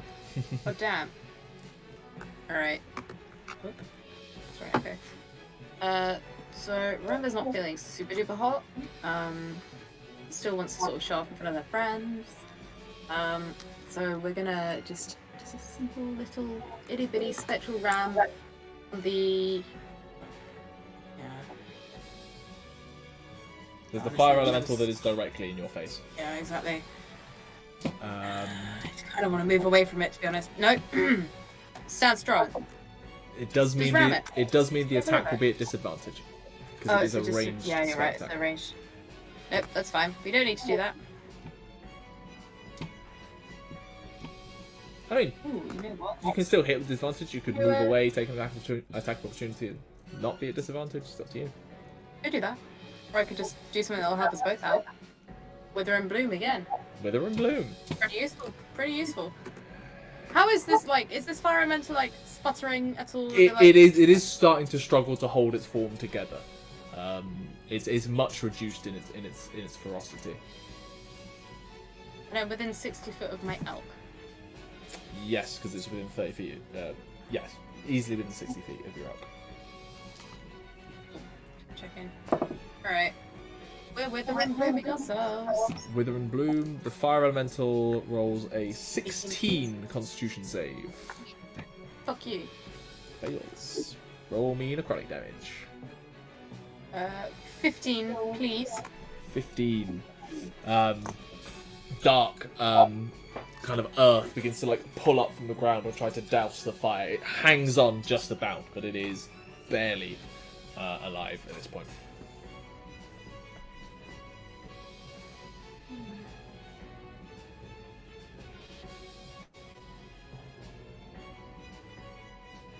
Yes. Elk. And yeah, elk turn. We need to. Sorry, I've got like several pages open for these different animals. No worries. Our elk has also regained an extra 6 hit points from the last turn. Nice.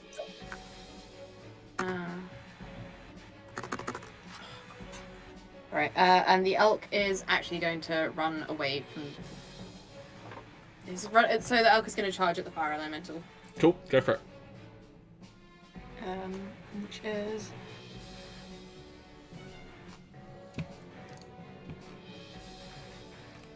Where's the elk gone? Sorry, I need to add it again. Giant elk. moves 20 feet, plus 6 to hit. Nice. Oh, that hits. Ah, finally! Maybe I hit 5. That does hit. 4d6 plus 4 damage. Yeah. Because of the charge attack. 1, 2, 3, 4. That's 9 on the dice. And 4. Yeah, I mean, you know what that is. 9 plus 4 is 13. 13. Just enough damage. The elk goes barreling through, and just the horns through the elemental, cracking the badly damaged dwarven plate armor in a blaze of fire. The elk comes barreling through, skidding to a halt as the fire dissipates and dies around it. And finally, the elk has done a singular thing. Hey, it kept the air elemental occupied for 2 rounds. It did. It did. It is now Hordemir's turn. He is just going to, for the sake of ease, cast a Sacred Flame at the air elemental, which makes a dex save. It succeeds, so it does no damage. Which brings us round to the air elemental's turn. How much damage? Oh, I got the element. I only hit it. No, I hit it twice. You did hit it twice. 7. Cool. On its turn, it gets its lightning maul attack again, and it seemed to work, so it's going to use it again against you, Thrungi. It seems to not like dwarves in particular. Almost a crit, but not quite. A 19 on the die.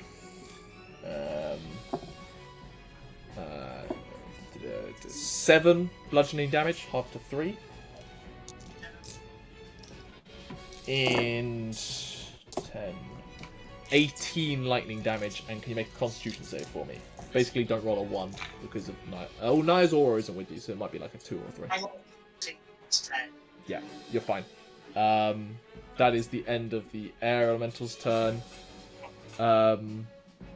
It is gonna actually... It's gonna pull up into the air. Out of reach. Oh, I get to attack it now. Yes, both Nyah... Thrungi gets to make an attack opportunity as it tries to escape out of reach. A natural 20. Roll me a shit ton of damage. 4 dice. Balthazar, it's your turn next.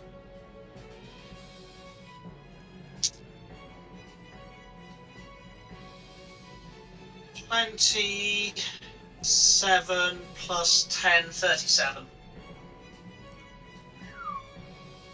And I'll be back in a moment. Cool. Balthazar, your turn. If I understand correctly, it's just the air elemental left. Yes, but it is currently about 20 feet in the air. Yeah. I will cast a Ray of Frost at it. Cool. It's a natural 20. 68 cold damage, is that now? Yeah. Let me do that on D&D Beyond. I can't do maths.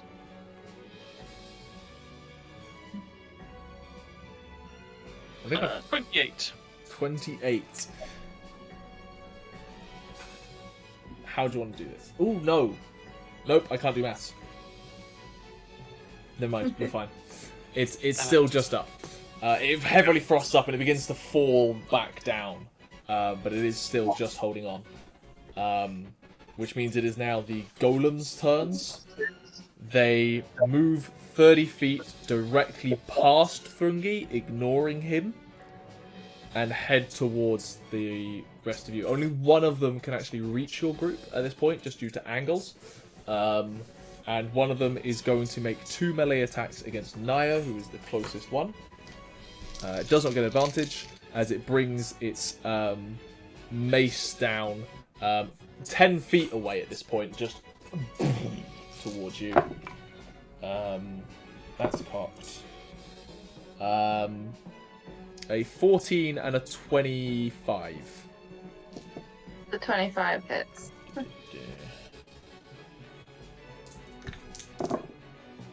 11, 18 plus 6. 24 points of bludgeoning damage.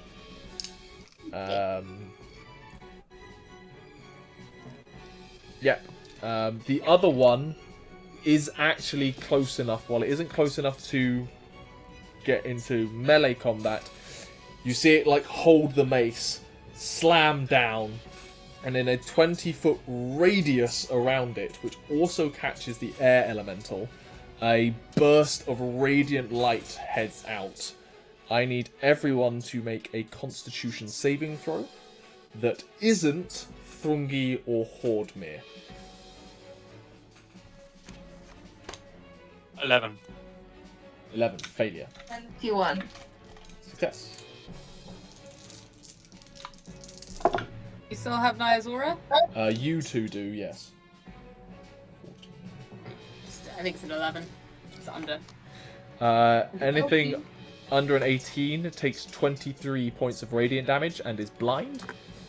You are fine, Thrungi. A wave of radiant light cascades out from one of these golems, and it seems to pass harmlessly over you. Nyah, you take 11 points of radiant damage because you succeeded. I'm down. Really? I don't have a lot of HP. I will say the air elemental gets wrecked. It's on low enough hit points. Doesn't even if it's saved, it dissipates. And as these golems begin to step in towards you all, we're going to jump to break, and we will jump back in a little bit.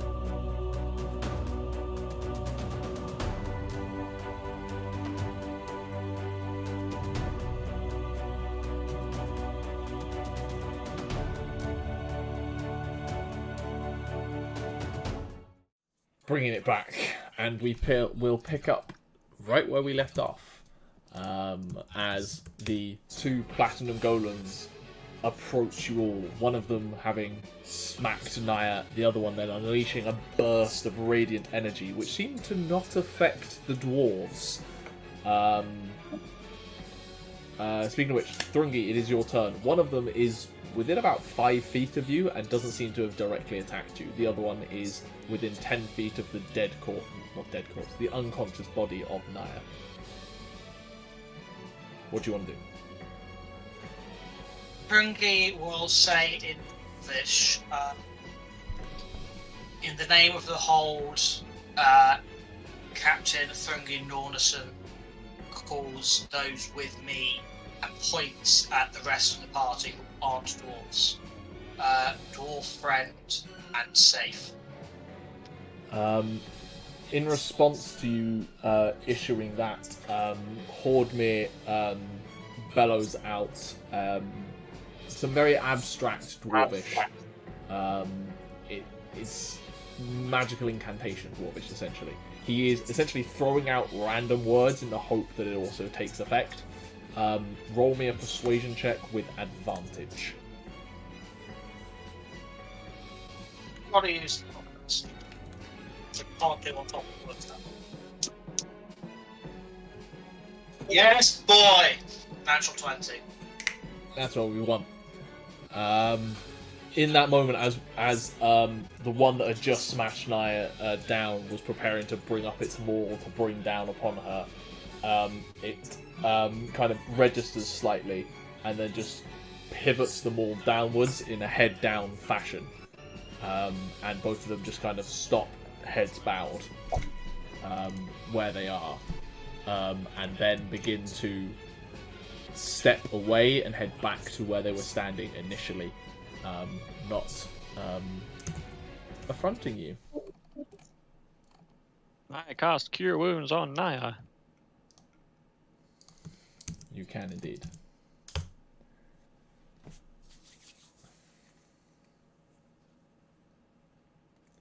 Everything's frozen. Sorry, froze for me then. Well, music's coming back. Yeah, can I cast Cure Wounds on Nyah? Yes, you have time. Thrungi, now you had a proper close-up look at these golems while Balthazar was doing that. You notice they are not as tall as golems can be, because they appear to be carved or forged into the likeness of dwarves.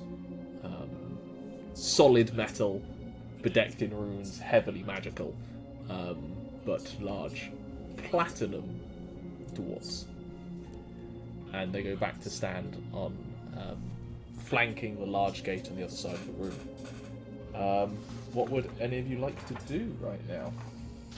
That's 15 hit points. Thank you. I will say as a note, in case it comes up, you can technically short rest again. There's nothing in the rules stopping an immediate short rest. I vetoed it in Vecna one shot because... but in this instance, if you feel like you need one, it is technically allowed if you have the hit die and everything. How do you go? I would like a short rest. I just had another scare, so I would love for a short rest. You've got to start keeping track And of the number of times Nyah goes down. Can some of the party short rest while the rest investigate? Yeah. That's perfectly fine. Because we still have Fart Cloud up. So some of us could go as Wind and try and find whatever this other entrance Horby thinks is gonna find. The back entrance. Yeah, I suppose if we're going to take a second to breathe here, the nature of the matter is the Faendal Forge can be considered two parts if you follow scripture and logic and the designs of the others. You have the forge itself, but the forge is powered by a contained rift of elemental energy. Obviously, that contained rift is dangerous, and you don't really want to be working around it while you're making artifacts of incredible power. So that's usually in a separate chamber. That's the chamber we need to find in order to do the ritual. The obvious way to find it would be going through the Faendal Forge. However, I will note, no non-dwarf has ever stepped foot in one, and I'm not about to let that happen under my watch. And it's bound to be even better protected than the shit we've dealt with already, and I'll be honest, I don't particularly want to walk through another trap like that one.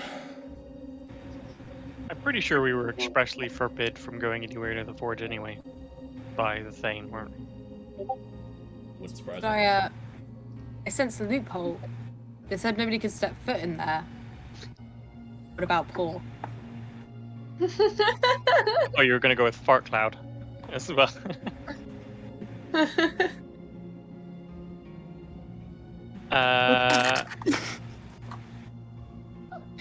I would. I guess Horby doesn't dignify that with a response.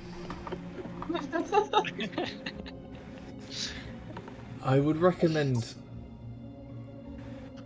not trying to worm your way out of a deal you made with a dwarf.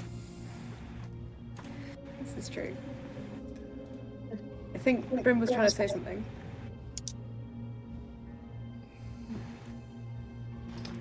Since you have a bit of time to look around, in this room, you can now kind of fully investigate the four sides. As I say, the central section of this is dozens of solid iron anvils, each one with a set of tools and tongs. The sheds you passed originally contain kind of slightly more specific tools that wouldn't be like your standard just tongs and hammer. They would be slightly more bespoke tools. The left-hand side, as you had entered, up a short flight of steps, is a beautiful wooden doorway that seems to be embossed with mithril. Broad kind of knockers and runic filigree around the frame, which seems to depict Thrungi or Hordmir would tell you, and Thrungi would recognise Dwarven pantheon, but also elemental motifs, like you see flames and earth and wind and water all kind of mixed into the design.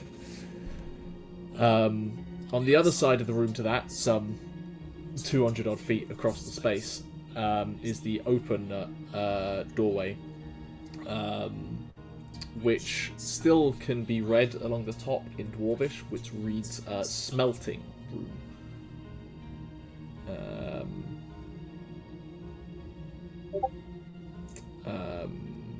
You could choose to head in there if you wanted to, but you deliberately kind of keep a distance just in case there's anything going on. And then finally, the gateway between the two platinum golems is a grand gateway, seemingly made of, you would guess, Thrungi, platinum and adamantine.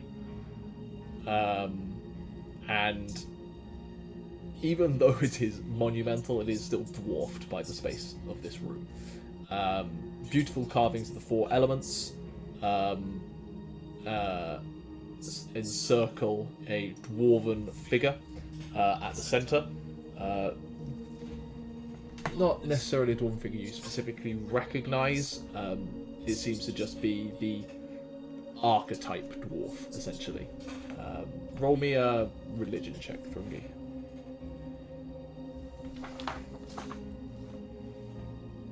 Religion, I don't have anything, so just a 13. 13.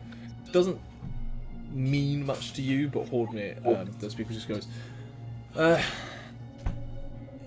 I believe it's kind of meant to symbolise how dwarven kind is inherently touched by all of the elements, and we must work within them to fashion ourselves. It's a bit ostentatious even for dwarven kind, if you ask me, but I suppose important place, important designs.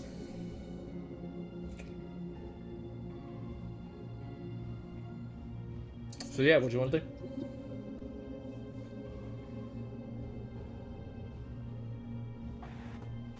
Does everybody think they'd like a short rest? Probably makes sense to explore and have our +3 bonus with our little paladin. If people are tired, need it, we can. You take him up? Yeah. Hordmir's going to use his last two hit die. I'm just like popping myself down in the armor, like, yeah, I need a breather. Another 13 hit points for Hordmir. Stephen, gets when him you- just below max. Nice. Stephen, when you click on short rest, there's 2 checkboxes under recover. One says reset maximum HP changes, and the second one is automatically apply healing with dice result. So you pick the number of dice, then I think you click take short rest, and that should automatically apply everything. Okay.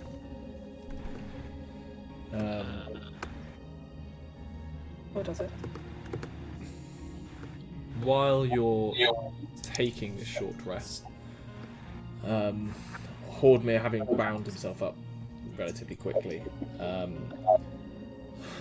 well, if we're close, it might be worth explaining the ritual a little bit, seeing as I think it's going to take a little bit of effort from some of you.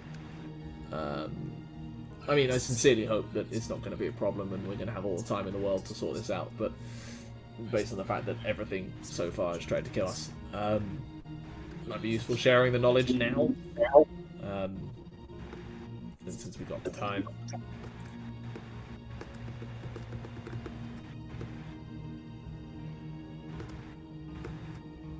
Yeah, or I mean, I don't have to if you're going to be bored. No, I think we should. That sounds Sorry, like a I was plan. doing character sheet shit. Okay. He goes into his satchel and digs out 4 objects, and he like picks them up and like shows it off. It's a large metal spike, about 2 foot long and 1 inch thick. It's got a very large flat head at the top, and each one has its own unique rune on the top. Thrungi verse in the language. You can tell that each one is the rune for fire, water, air, and earth, respectively. So, again, we can't promise this is going to work, but I trust Rune Priest Tasnir and her knowledge on things. Each of these things are going to have to be driven into the ground about the uncontained rift, essentially connecting dwarven magic to the earth and containing the ritual. Ideally at the cardinal points, but I think it should work if they're all equidistant from each other. Cardinal points might make it easier. We're guessing with magic here. At that point, someone, I assume myself, considering that's why I'm here, is going to have to actually start the incantation to contain the rift properly. Once those are in, it may take a short while, and could do with, not getting distracted if there's a giant monster with a flaming sword or something to that effect. And then hopefully, if that goes to plan, the thing will be contained and our lives will be made slightly easier. Sound good?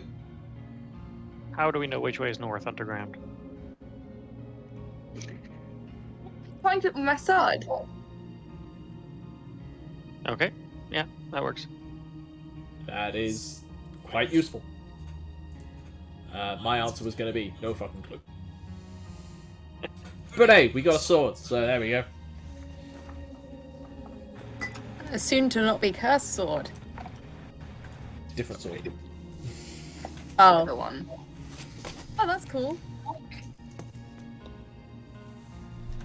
Makes up for my lack of sense of direction. Doesn't make up for your lack of ability to get in that direction quietly. True. So yeah, Hordmere details that over the short rest,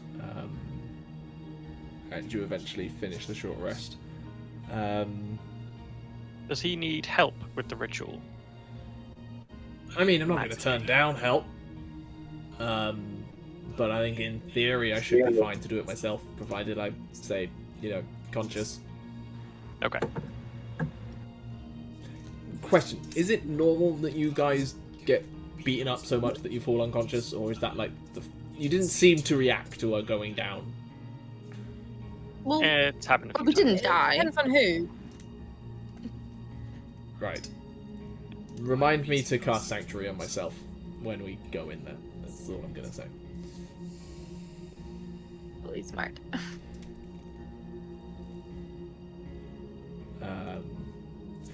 Since you've spent an hour here, I need you to roll a Constitution saving throw, everyone. Ooh, Hordmere fails.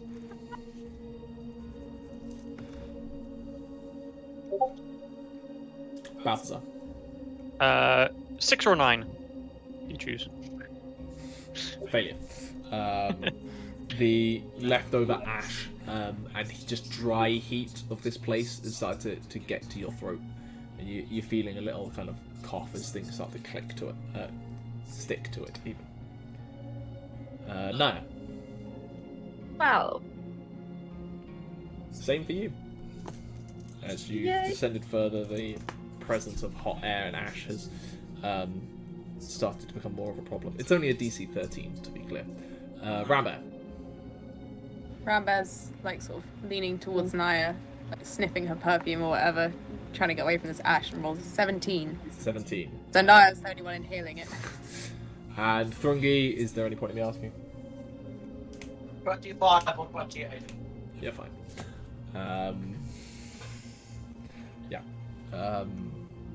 Yeah. You don't want to be spending too long down here unless you want to get ash lung. But, you know, it is what it is. Right, what do you want to do? You have the run of this space. You've got 2 doors either side, big doors, and rumours of a secret door. One of the doors to the side said smelting. Smelting room. That was to the right as you entered. The other side was the mithril adorned wooden doors.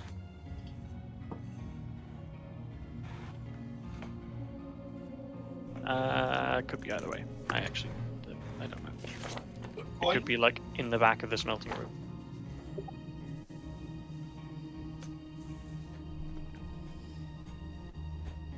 Thrungi, you choose. How many doors are there? In this room that you know of, 3. One doesn't technically have doors, it's just an archway. One is giant platinum and adamantine doors protected by platinum golems, and one is wooden with mithril filigree. I'm going to take a stool. Is that wooden one? Okay. You head up a short flight of stairs there, lean towards it. Hordmere takes a closer look and goes, huh.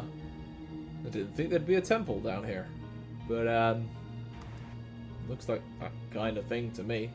We rarely use wood for anything else in kind of Undercities. We going in or just taking a look? I'm going to check. You go to turn the brass handle and it is locked. It does appear to have a large chunky keyhole that could be potentially picked. You want to try? Yes, please. How is that? Am I half proficient in You are lockpicking still now? half proficient. Correct. Yes. Hey, I'll take it over nothing. That's a sleight of hand. It's dexterity plus half proficiency. Oh, right. Rounding It down. literally doesn't make any difference. It's 11. Still no match for the mighty crossbow. Crossbow. Crossbow, oh my god. Crowbar. Crowbar. Yeah, you begin trying to fiddle with it, and it seems like a pretty sturdy lock, and you're not practicing as often as you think you should be, and it just doesn't quite work for you. These are my practice.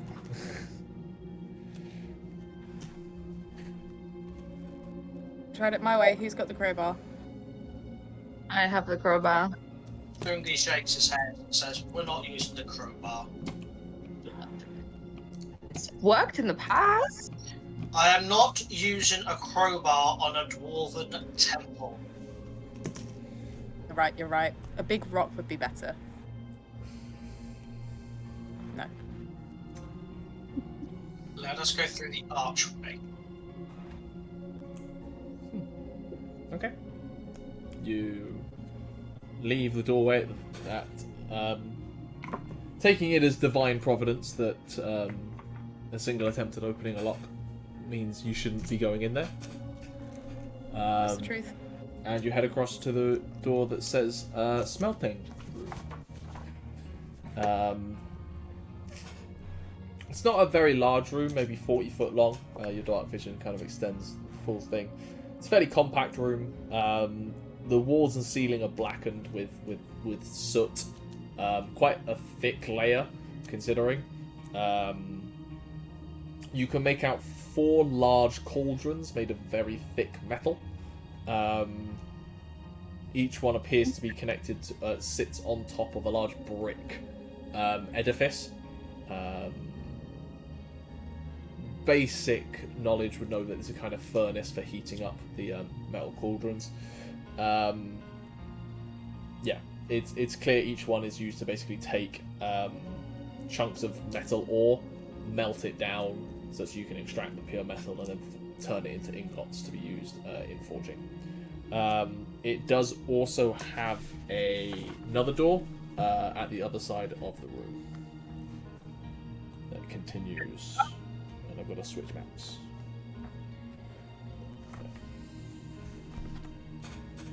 I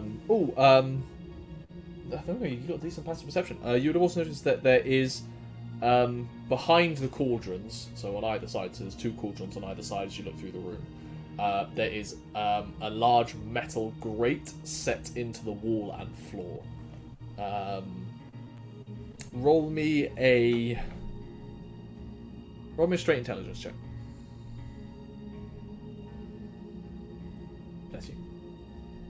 15. 15. Your wife apparently shared enough knowledge with you in the past that you haven't completely buried. These grates would be used for pouring away the pure slag. So once you've got the metal out, it's basically the molten rock is then poured down these grates out of these cauldrons. Didn't catch any of that. That was complete silence on your end. Yeah. They're discarded down these grates to somewhere underneath.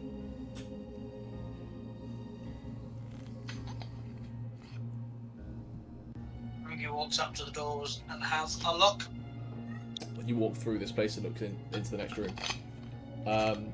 Roll me a stealth check. Well, I would have called if it did. Yeah, I'm not quiet. It's just 5. You look into this room. Just at this point, you're just like kind of storming through, just trying to get the lounge. You quickly head into this room, and you walk into a large octagonal room. Your dark vision, like you get octagonal based on the angles of the walls you can see, but then it disappears into darkness. It's quite cold in here compared to everywhere else. You can see the ceiling kind of get carved out above you. That's what you can make out with your dark vision. You would need some light in here. You also hear kind of some fizzing and hissing coming from this room, and it is getting closer. And then from, like, you start seeing in the darkness just the odd spark of like purple flame and blue sparks as this something is heading towards you. We have company, boys and girls. Very well. Roll advantage. Roll initiative. There's. I'm not sure who progressed that far, but this is what you get. 25 to 20. Dirty 20. 20 to 15. 16. What was that? 16. Mm-hmm. 15 to 10. 10 to 5. 8.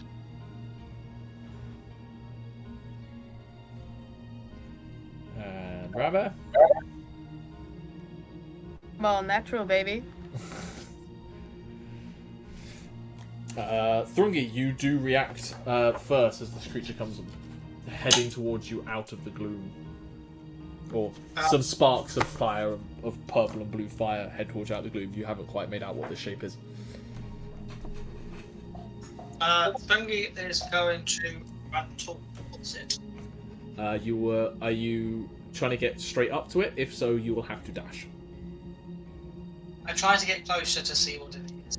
Cool. You use your full movement to get up, and your dark vision starts taking effect. It is grayscale. It looks like a large... Elemental would be the word that springs to mind, but it's not like any elemental you've ever encountered.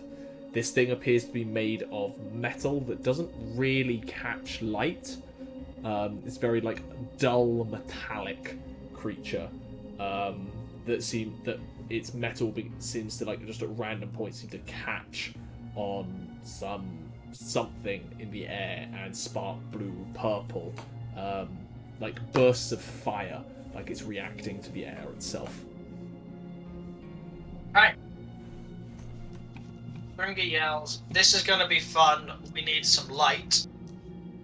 Rages and then holds his action. But if it comes at him, he's going to hit it in the face with an axe. Cool. Now, am I a mean bastard?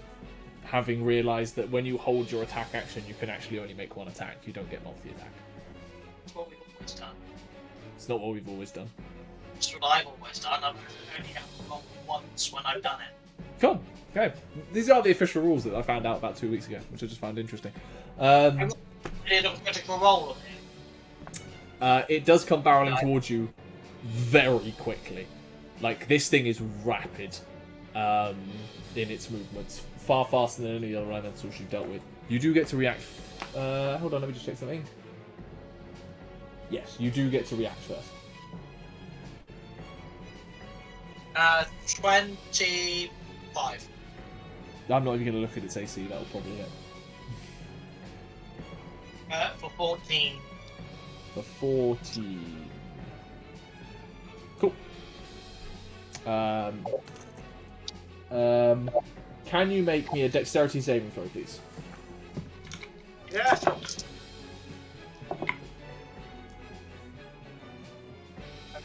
13. 13?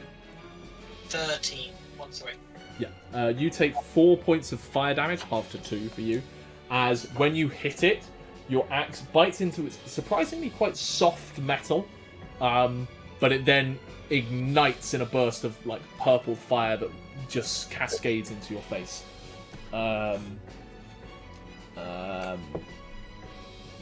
Cool. And you notice now that as it seems to become agitated, it now starts to emit more and more light, and part of it starts to ignite more and more, and it starts to shed a bit of light itself. But it is going to make 2 slam attacks at you. You didn't go reckless, so these are just straight rolls. Cocked. A 19 to hit. Jesus Christ, my maths brain is dying. And a 25 to hit. First attack deals 12 points of bludgeoning damage and 11 points of fire damage, which are obviously both halved. So 13. And the second one is 10 points of bludgeoning damage and 5 points of fire damage. So 7 total. And what clothing you do have and your skin on some levels catches fire from this reactive metal slamming into you. At the start of your turns, you're going to take some fire damage. Oh, it also takes 4 points of necrotic. That happens at the start of its turn, correct? After you've dealt damage to it? Oh yeah. So it would be round a little bit, but it will take that damage at the start of its next turn. Nyah, you're up. Okay, so I can't see exactly. Like, I know there's enemies because Thrungi shouted. Thrungi shouted it. You would have been. None of you had gone with him to investigate the further doorway, so you're still kind of about 40 feet from where Thrungi was, and then he moved in.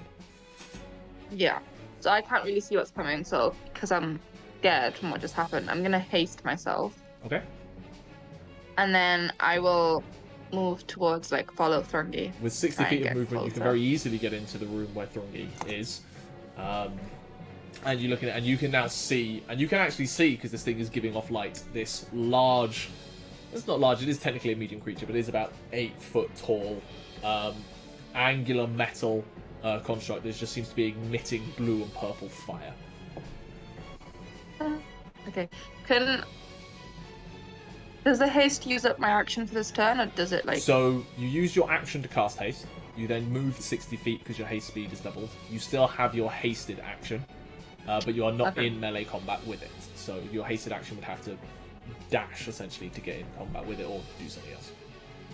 Yeah, no, I'll just get as close as I can so that next turn I Cool. You Yeah. move up next to it. That's perfectly fine. Balthazar. I'm also going to move up towards it. Can I cast light on the door knob or something as I come past? So none of these rooms restriction is have less than 10 doors, but you feet. could point out a brick and use that Okay. in the stone Yeah, wall. Yes. as long as it's less than 10 feet, that's what the spell says. Yeah. And just touch something as I go past to light up. Yep. And then I'll just stay sort of out of range of it. So yeah, you use your movement speed to kind of. Your movement speed's 50 feet now? No, still 40. 40, okay, you can just about get through the room. So you're kind of standing in the doorway that led to where this creature was. You touch the door frame, part of that door frame starts lighting up. And you can now see what is going on. Hordmir's turn, he will move through.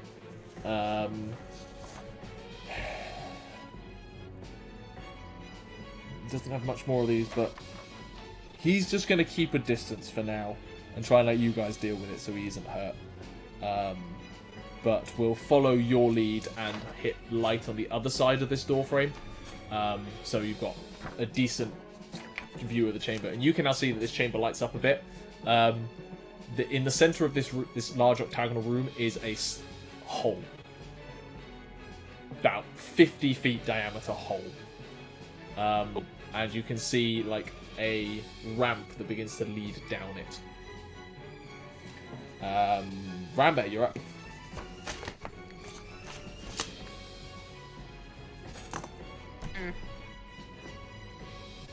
Yeah. How So in foot distance, how far would it be to get into her eye line with it? To be so able I to can see it, what these guys are seeing. 40 feet of movement. You've got to get through the smelting room to be able to see this creature. Don't love that. Okay. There's You no don't know angle. what's- There's no funky angle I can do. No. Everybody's going there. It seems fun. Yeah. I'm gonna mosey on over there. Okay. Yeah, I guess.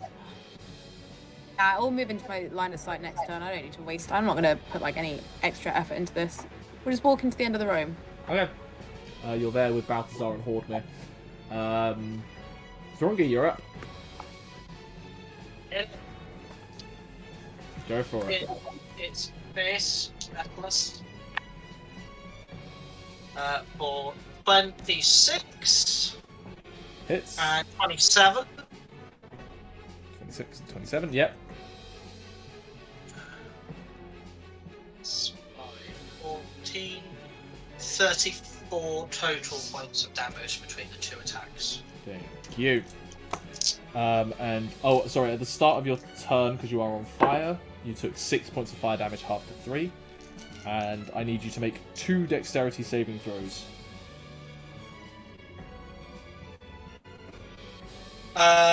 20 and 21. You take 2 half to 1 points of fire damage, and 3 half to 1 points of fire damage. Right. As you continue to hack and slash at it. It is now its turn. It's 18 points of necrotic damage. Hell yeah. 3 6s. 46. It takes that damage, and in taking that damage, it begins to fall apart slightly. So it suddenly like compresses down.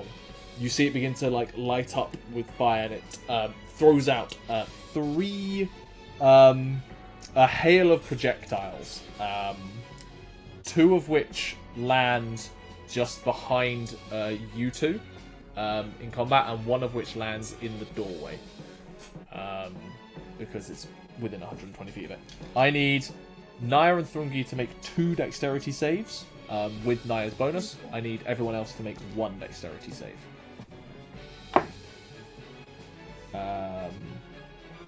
Ordmir is in half cover, which just makes him succeed.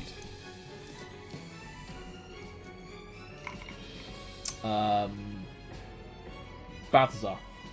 18. 18. Success. Nyah, you're 2. 14. And the second one? Oh, I only rolled 1, sorry. Alright. So I got advantage on. So 23. 23. Cool, you save both of them. You take a total of 20 points of fire damage. Because 2 spheres. Balthazar, you take 10. Rambear. 5. 5. You take 21 points of fire damage. And you are knocked prone. As the explosion of purple and blue fire knocks you over in the concussion blast. And Thrungi? 26 and 18. That is 20 halved to 10 for your fire resistance. Total fire damage. And that is its turn. Nyah, you can respond. Yeah. I will go attack big shiny one. Go for it. Um, It's looking pretty damaged at this point. okay. So that is 19 to attack. Yep, roll damage. That is 10 plus 4, so 14. Yep, second attack.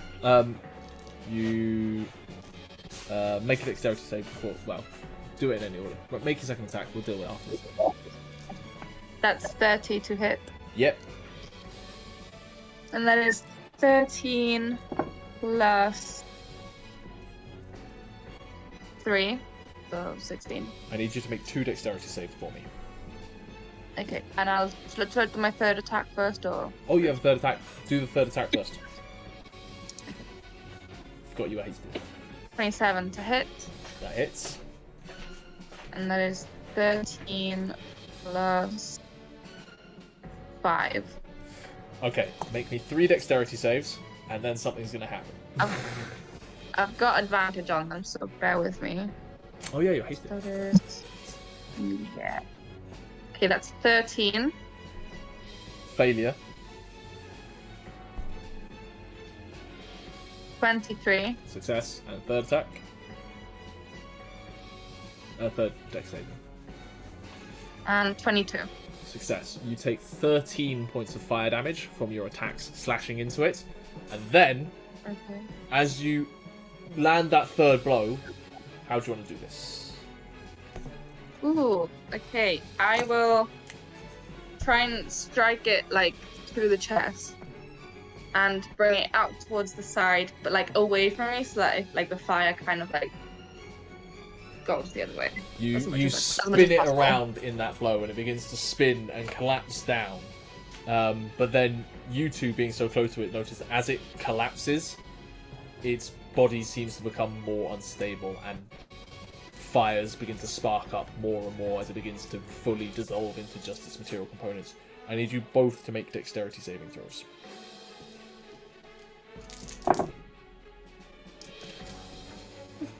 Yes. 21. 22. 22. You each take 7 points of fire damage as the thing explodes. Bryn, you get to have that again. And as the multicolored flames begin to gutter and die out, you're left in a quiet room that still feels quite cold. The air temperature feels quite cold.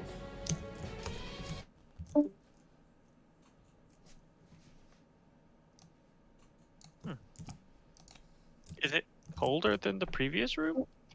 Or is it just that it's generally been cold the whole time? No, in general, this place has been slowly warming up.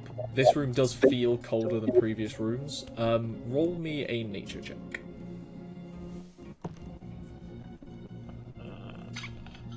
Is my hair still up? Just concentration. Roll me some concentration checks. You need to make 4.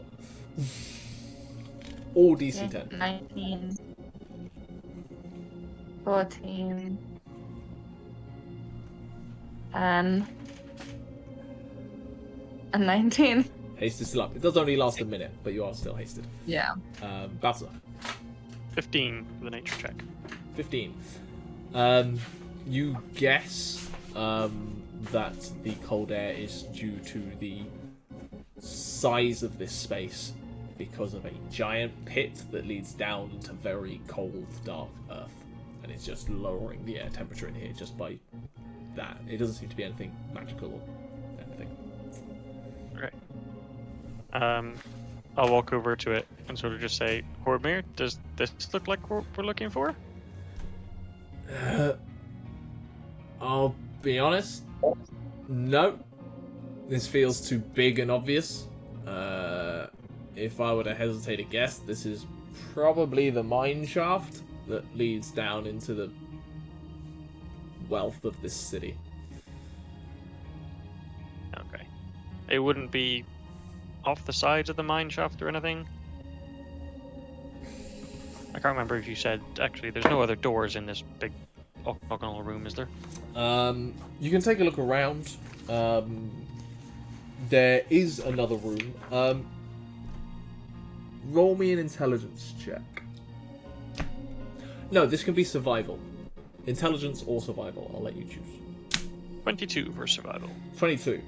You're starting to get a sense you're kind of doing a loop. Right. You are in the mine shaft. You, in the crossroads room you're in, you had a route that led you to the mines. Yep. You're piecing that together somewhat. There is a doorway out of here that does lead kind of back the way you came, essentially. Yep. Yeah. Okay. There are a couple. You would have also noticed there are a couple of other doorways in this room, but looking at them and how they're labelled, they appear to be mine shafts that just don't go off the central one. They're slightly smaller ones that head into the mountain.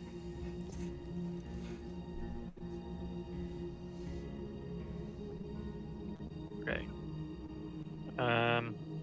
I don't see anywhere obvious to go. Hordmir looks at you and goes, I'll be honest, it could be in this room, it could be attached to the mines.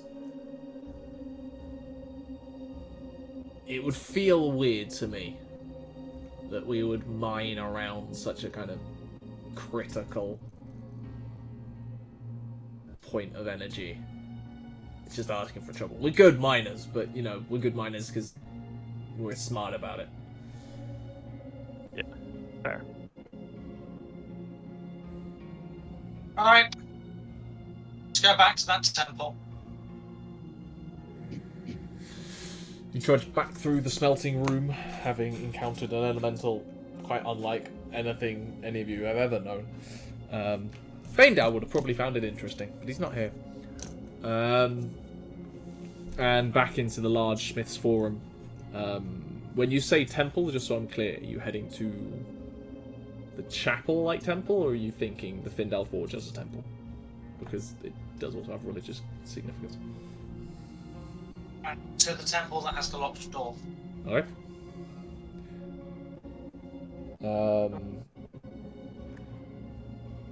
This time, Hordmir lights up his gauntlet and tries to give you a little bit of light around there. I'm sorry, I'm sure some people of my caste can usually help with some kind of divine providence or guidance on these things, but I have light, so I thought it might help. It definitely doesn't not help. Thank you very much. Is there anything anyone would like to do to help Rambear attempt this? I was typing. Can I cast guidance to help remember with the thing? You can indeed. Rambear, you can add a d4 to the skill check. I roll. Come on, it's a wooden door, and you like trees. I do like trees. I wasn't at one though. I love trees so much. I was losing about to say concentration. before that happened that Hordmir giving you light is giving you advantage. That's him actively giving you the help action. Oh. But I was letting Can I Thrungi's reroll? very good joke happen. Yeah, you can reroll. You have advantage. That is plus a d4.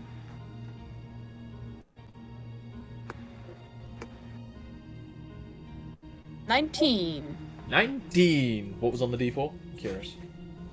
It was a 3. Nice. Helped greatly. You settle yourself down. Now you can actually see the lock properly. You're not working off dark vision. And Balthazar kind of fills you with a little bit of the divine knowledge of the knowledge god that he does follow. And you just begin to feel it, and the tumblers just... everything just starts to make sense on your little claw lockpicks. And...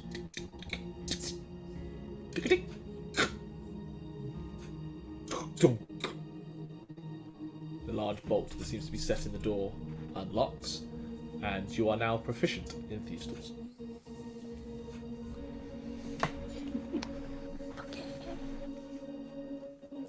Alright. That's it. Thank you. Thank you all. I just suddenly feel like I've got this. A little bit more.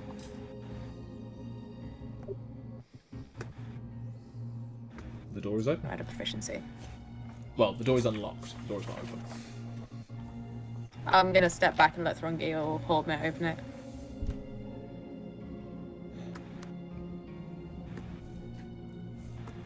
After you, Master Dwarf. Well, step in.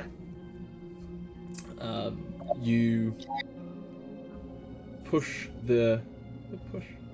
No, it would be pull. You turn the lock and begin to swing the double doors outwards.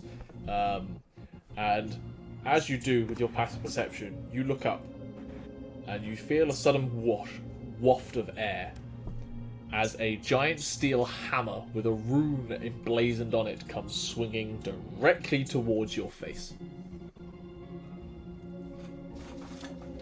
What's your AC? 18. That is a 21.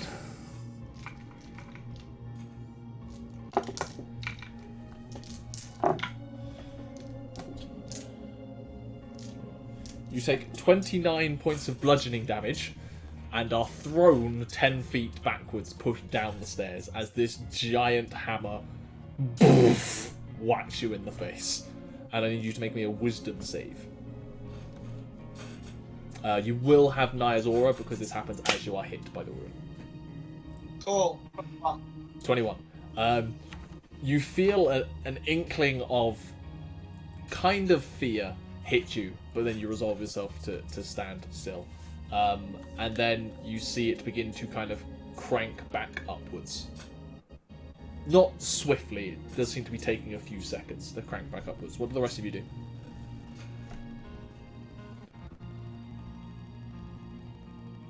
What else can we see behind the hammer that's just smacked Thrungi? Yeah. You see a small temple-like space, tall columns that reach up. The room is it seems quite square, about 40 foot by 40 foot, but is much taller. It seems to be deliberately vaulted kind of room. Largely unadorned, there appears to be an altar at the far side.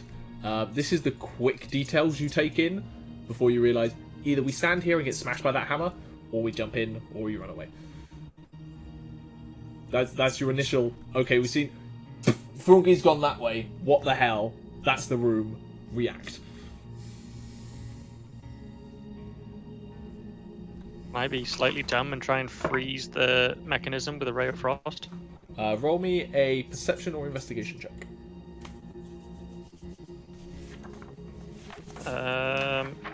Dirty 20. Dirty 20.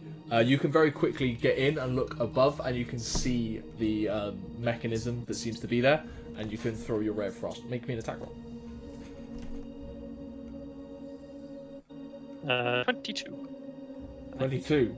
That'll do it. Roll me some damage, just to see whether it's enough.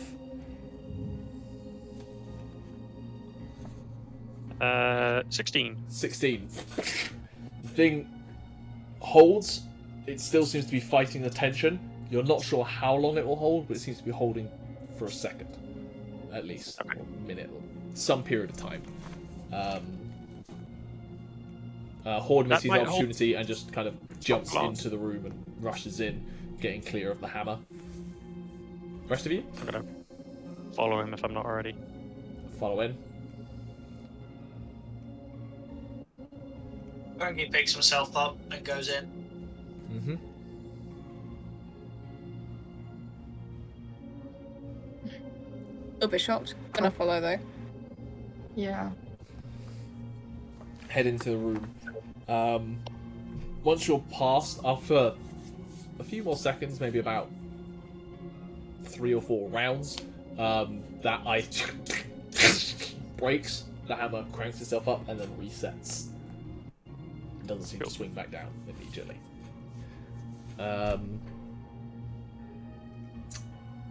The space in here seems quite untouched compared to a lot of the other space you've been in. All of the other rooms you've entered, or most of the other rooms you've entered, have had some element of extensive damage.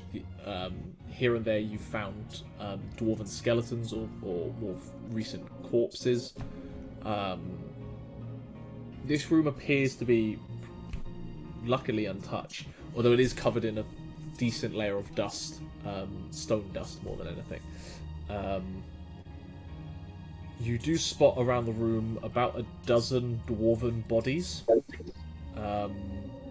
None of them dressed in armor or anything to that extent. A few of them kind of wearing thick, heavy leathers that would be kind of blacksmithing wear.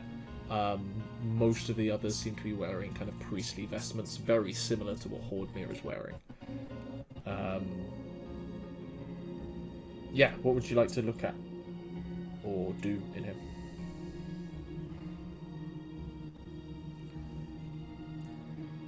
You already He's jumped just- into it. Thrungi's gonna just go around bodies and just basically give them their last rites. Roll me a medicine check, and I'll give you advantage as Hordmere is helping you.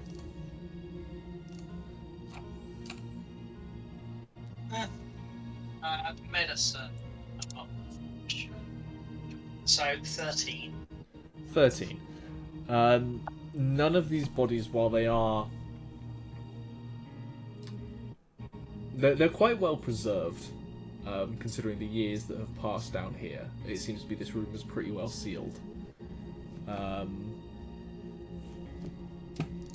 But none of them seem to bear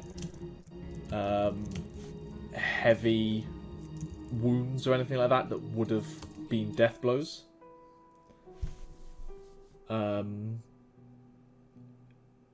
So the nature of the death wasn't the conflict that happened down here. Your best guess is that they died of some version of starvation, having been trapped in here. Why they chose to stay here rather than try and flee, you don't know, but it was the decision they made.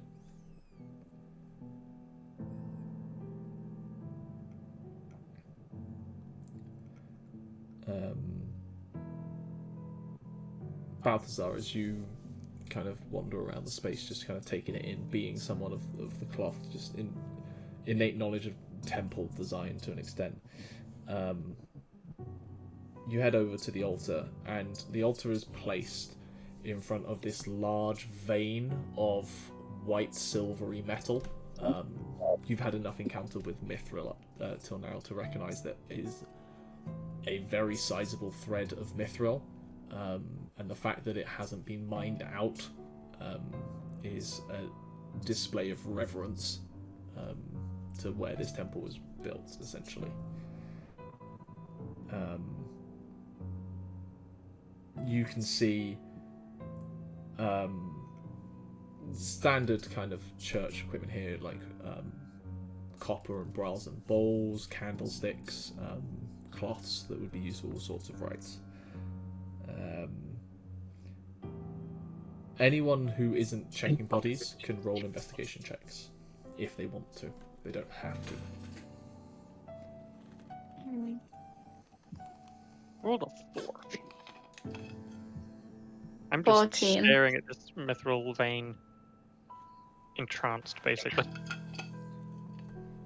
Rambear? 6. 6. Want to investigate, but I'm also not even sure I can see the mithril. I'm staring at the floor. Nyah, you also kind of being religious or devoted to a god in some way, kind of joined Balthazar. His eyes are drawn to the mithril vein just for its level. You're drawn to the slightly smaller, and you notice a rather ornate golden hammer that is adorned with rubies, that is hanging from a hook on the back wall. That seems significant in some way.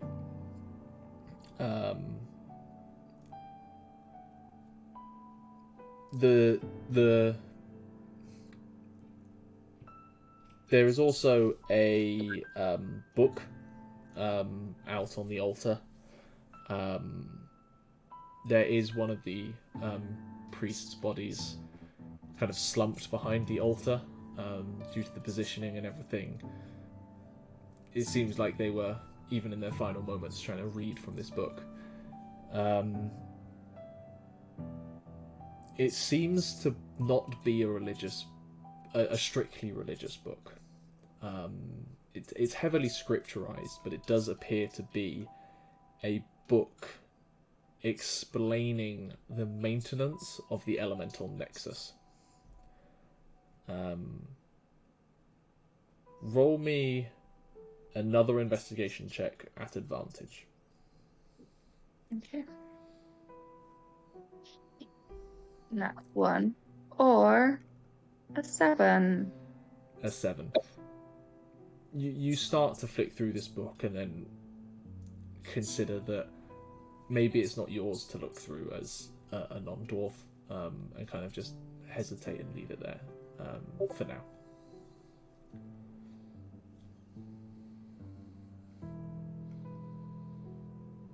Oh, can I point it out to Thrungi though?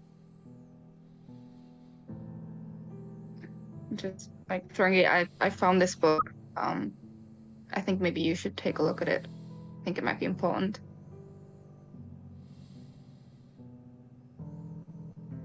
Once it's finished, he'll go over and have a look. While you're looking at giving the various last rites, you find a few things. Two particular interesting things, or that struck a chord anyway. One of the bodies has a locket around its neck, kind of similar to your own, that has written on the front of it in Dwarvish, "My partner in hearth and home." And another one has a golden cuff that is like half a forearm in size, that seems to bear dozens of male Dwarvish names inscribed upon it. I recognise any of the names. Not explicitly. Not those ring a bell. They are recognisable dwarven names, but not personal attachment to you in any way. He opens up the locket. Inside is a small painted portrait of a female dwarf and a child's dwarf. Can't quite determine its gender. Just inside. Very aged and yellowed. Takes both of them in its punches.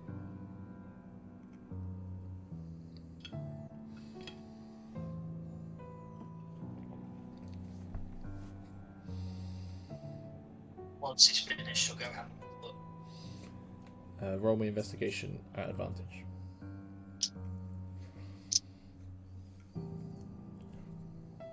Well, 12. You flick through, and along with just the presence that this seems to detail how it's maintained. It doesn't necessarily go into how to recontain it, because that was never a thought that could happen kind of thing. Although its knowledge may prove useful to what Hordemir is going to attempt. It does, however, make mention of the Keeper's pathway to the Nexus, which is implied in how it's phrased, that it is in a way that you would understand. I'm not sure anyone else would. Yes, exactly. It's another way to it that isn't through the Faendal Forge. It doesn't tell you where it is, though.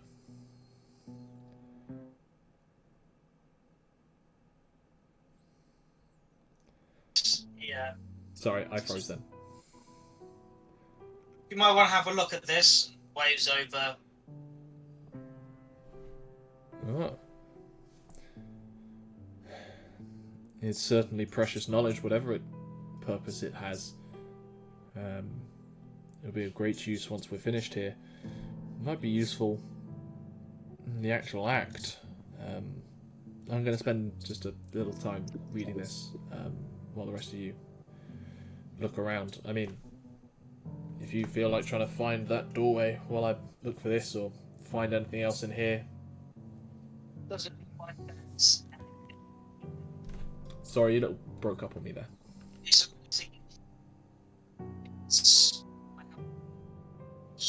You're fading in and out quite a lot at the minute. Very quiet. Can I have a look around to see if there's a hidden doorway? Thank you. I think it's when you speak softly that your mic doesn't pick it up, that's all. Roll investigation.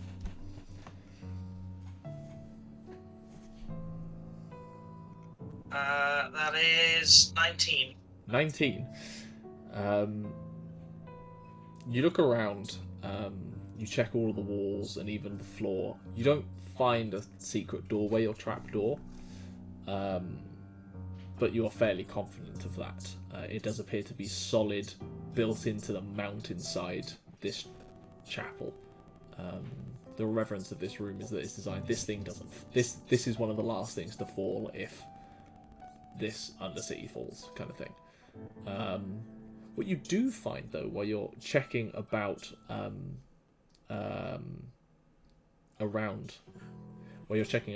the altar, is you feel slightly along the altar, and there is a groove in the altar that you're able to kind of push and slide, and there's a small secret compartment inside. Putting your hand in, you pull out a key made of pure platinum.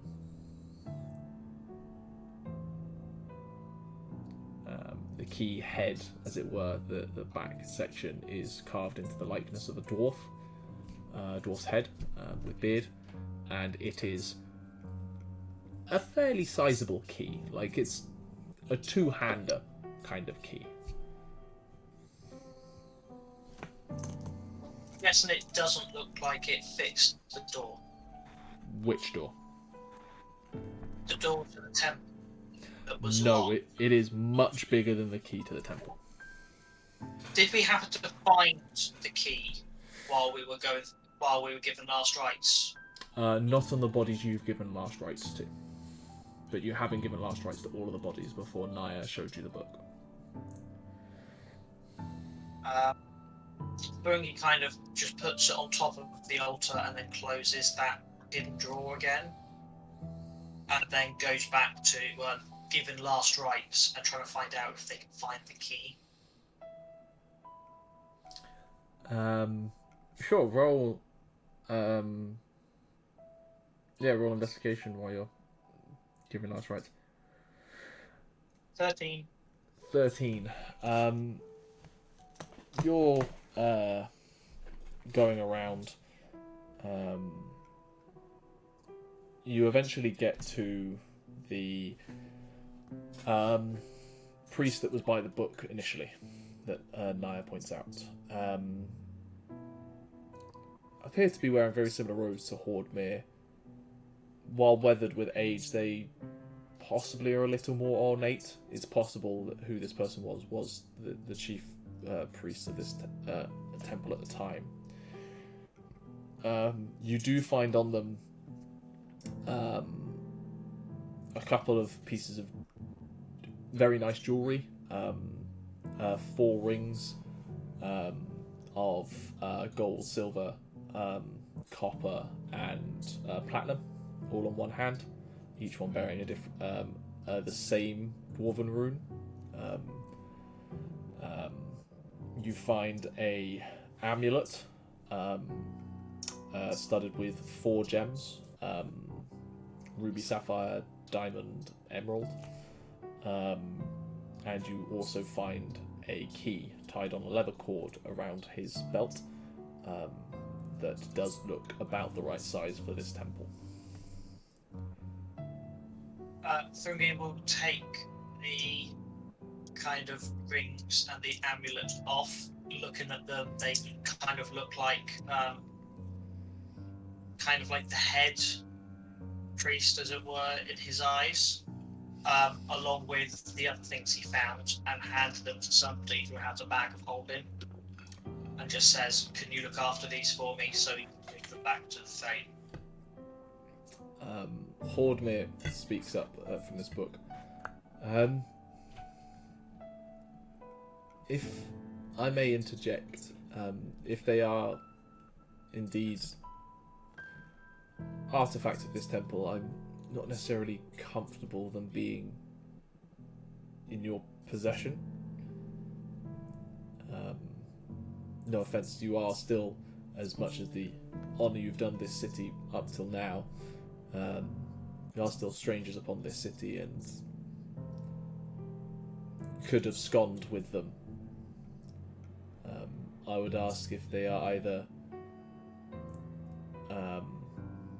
adorned in person or left here for whoever comes down following our success. Bags of holding are capable of duplicity much easier than anything else is all. Thrungi just sighs, walks back over and puts it in the hidden drawer, and then closes it. Were they of any significance, do we think? Not that would help us. This key, however, and then he chucks at him.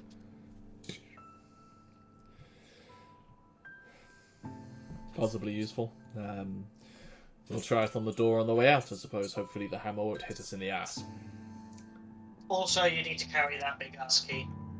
It's an artifact of dwarves and of this city. You should carry it.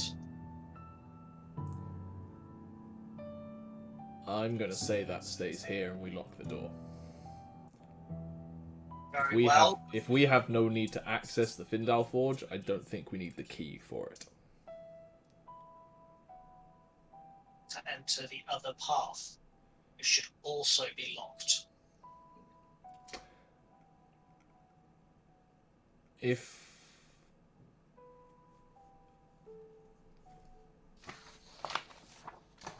The other path leads to the Nexus. It does not lead to the Forge.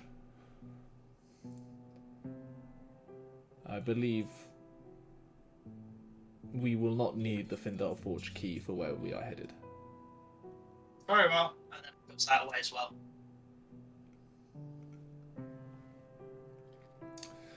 Did we find anything else of interest in here? Or shall we look for the hidden pathway? Lead on. I don't know where it is. I assume it is somewhere. This book doesn't exactly give an explicit detail as to where it is. Seems more to be knowledge passed down by word of mouth than written. I don't really have anywhere to lead.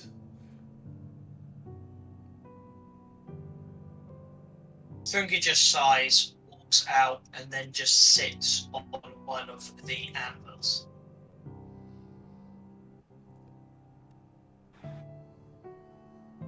And then starts thinking.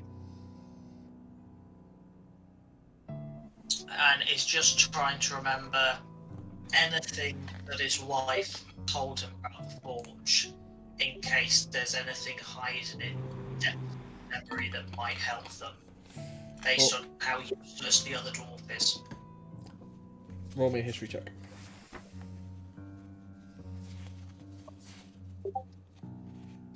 Well, that would be a time for a natural 20, wouldn't it? For a total of? History, 20. 20. Thrungi ain't clever. You plumb the depths of your mind for anything your wife as a smith would have known of a secret door leading to the heart of the Faendal Forge, and come up empty. I expected it, but It's not information she would have known. no, but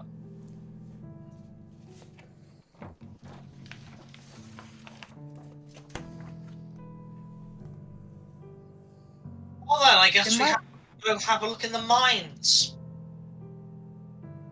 I'm going to be clear to you at this point. You have investigated the chapel for secret doors. It's the only room you've investigated. So should we investigate the giant Smith's Forum first? Cool. Yeah. Let's do it. Who wants to make an investigation check? Who wants to help? Because I imagine with everyone looking, someone is rolling with advantage. There are other ways you can help each other as well with the spells and like, so... let me know. I'll just be helping everyone. I'm like the assistant, because my also eyesight's help. shit, but I'll help. Because I can't investigate shit. Where's the wizard when you need him? You know what? Can this just be general perception for something that's weird? It can. It will be a slightly higher DC because investigation is much more getting up close and looking for the seams and trigger points, which is why it'd be easier. Perception is trying to spot them with just your eyes. Feeling It's for the harder. vibes. You can use perception. I'm just letting you know that it does raise the DC. I'm just gonna go and have a look, see if there's anything else that kind of sets off his stones cannon. Cool. You're doing that. Can I give guidance to Thrungi? I feel like he's got the most chance of finding something. Okay. Rambear, you can roll perception. Thank you, Val. You don't have advantage because people who are giving advantage are investigating instead. Thrungi, you can make an investigation check at advantage, and you get a D4. 17 for Rambear. 17. Total of dirty 20. Total of dirty 20.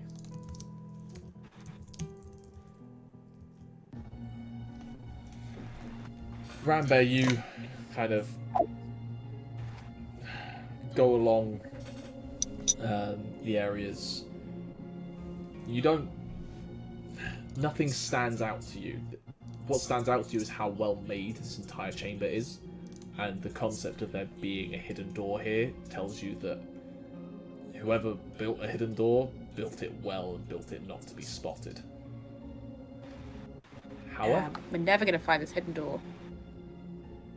However, the people that hid this door were dwarves, and were known for their stonecraft. And Thrungi, with the help of Nyah and Balthazar and a little bit of Hordmir, but he's trying to digest the book as much as possible in the hopes that it gives him an advantage when initiating the ritual.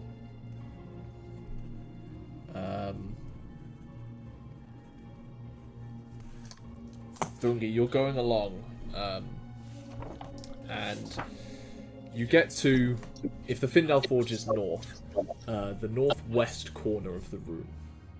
The corner of the room directly between the Faendal Forge door and the temple door. And just along this wall, you find the slightest difference in seams between the stone. It is nearly imperceptible compared to how the stonework is made along this entire wall, but there is just a little bit too much uniformity in the shape of a doorway. Nyah kind of lends you a little bit of help, like looking around the door, trying to find something that would activate as a trigger stone. And you find on the left-hand side, again, almost imperceptible, made to look like it is just a natural crack in the rock, a small dwarven rune.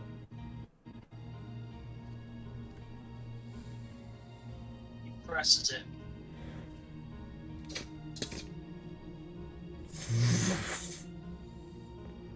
The doorway seems to slide into the wall. And a small, unlit, maybe 5 foot high, couple of foot wide tunnel leads on. I think it'll be best if I go at the front. You have to go sideways. It's With those just, dimensions, I think Thrungi has to... I mean, with his shoulder pads, he won't yet.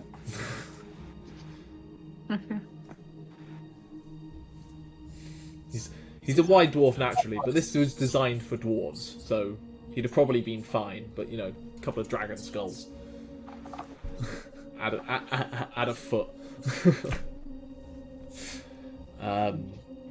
Do you all follow? What order are you going down? How dark is it? Completely unlit. I will follow Rambear, because it's like my guide dog, you know? So Thrungi's I leading. can. Crucial I was gonna say I was question. gonna. Where do you want Hordmir? In the middle, please.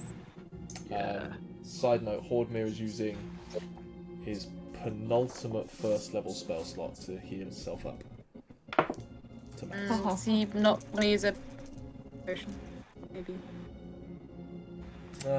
Plenty of potions. That's a good point. You did no, you took the potion off him. That's the thing.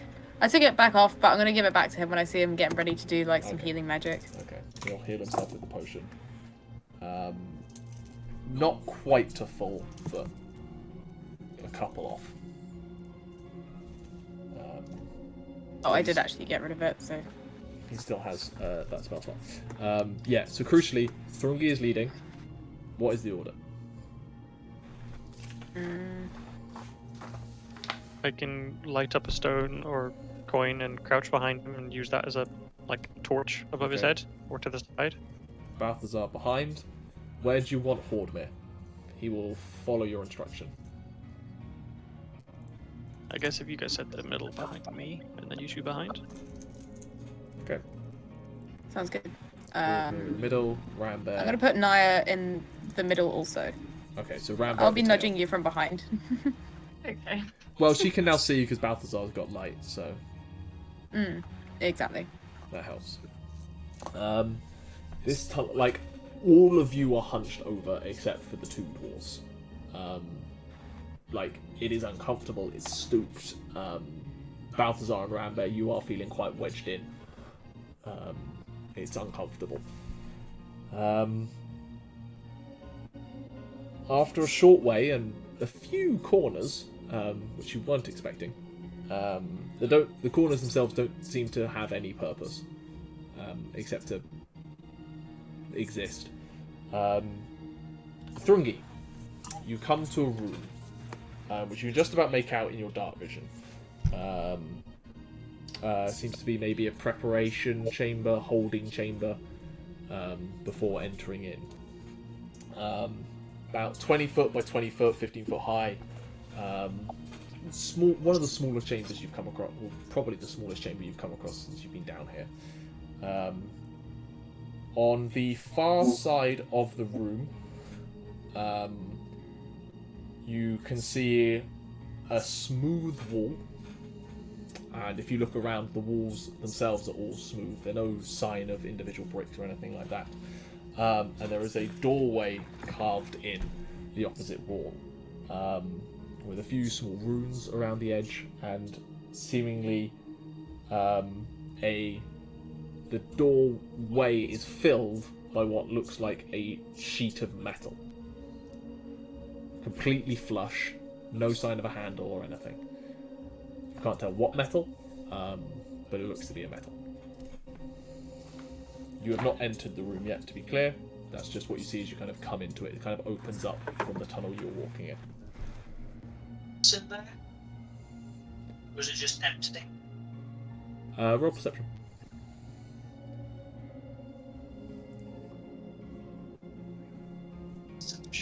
It's 21. 21. It seems to be pretty empty. But with the 21, you do notice... 22. You do notice that there seems to be a thin line in the floor, which runs directly connecting the open doorway you are in and the closed doorway ahead of you. That kind of runs along the stonework. You at this point are expecting traps. You have experienced trapdoors. You look at that and think, floor might be trapped.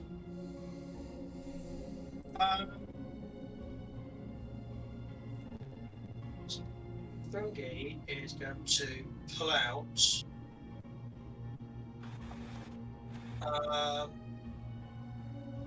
Thrungi is going to throw his axe while it's attached to his chains of turning onto the floor. Okay. Don't need to make an attack roll for that. It's the floor. Are you throwing it with force or just kind of as a weight to?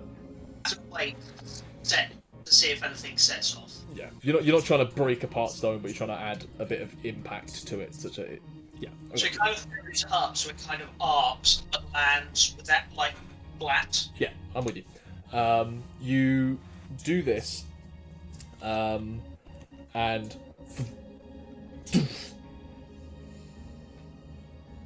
seems to hold. It landed with a pretty heavy thud.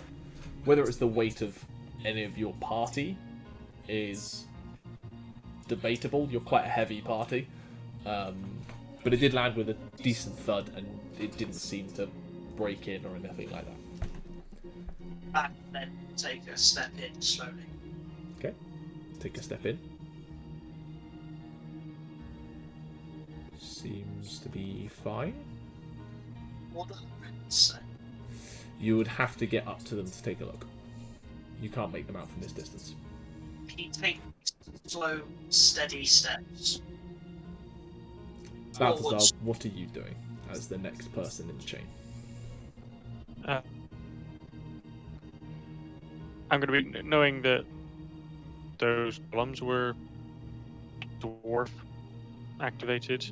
I'm going to be cautious and just sort of like hold my hand out with a coin in it to light up the room, but stay in the doorway.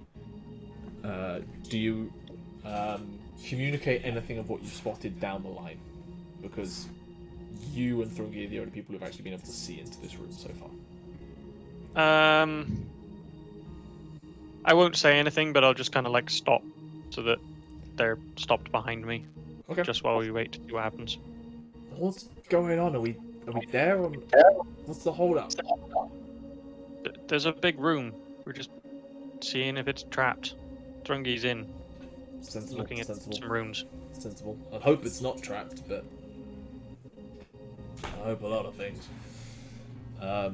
Thrungi, you get up to the door. No trap has sprung as you cross the 20 or so foot room. You get up to the far doorway that appears smooth. Roll investigation check for me. 13. Is that 13? 13.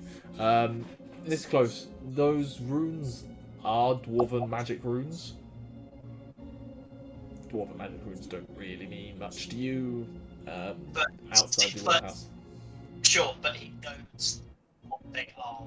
You know they are magical incantations. You also notice that this seemingly smooth metal door is not quite perfectly smooth. It does appear to have what looks like a slide handle, essentially. Something you could like flip the fingers in and try to slide open. But that is the only discernible feature on the, as you are now this close and can tell, adamantine door. It is made of the same metal as your axe. Alright, send him in. Need his eyes.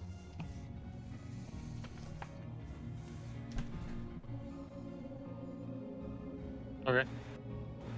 I'll have to step into the room to let him past. Yep. The other two of you, you see Balthazar step into the room to allow Hordmere to step in. What do you want to do? I call out. What's the hold up? We're just checking for traps. There are some dwarven runes that Hordmere is going to read, I think. And nothing is triggered since I've been in, have it? Nope. Feel free to roll a perception check if you want. But up to you.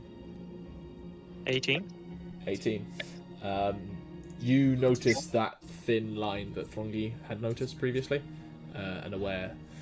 This floor is probably openable in some way, but doesn't seem to have opened for you yet. Okay. It's ever going to. Hordmere sidles into the room. He's starting to look a little stressed. The tension of you guys kind of overly checking this room is starting to get to him.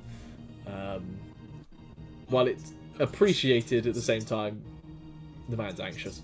And he comes up to you, Thrungi. Well, yeah.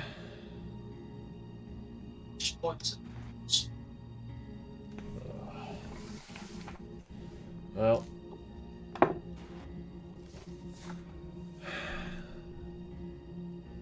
Yeah, protection runes. Detection runes.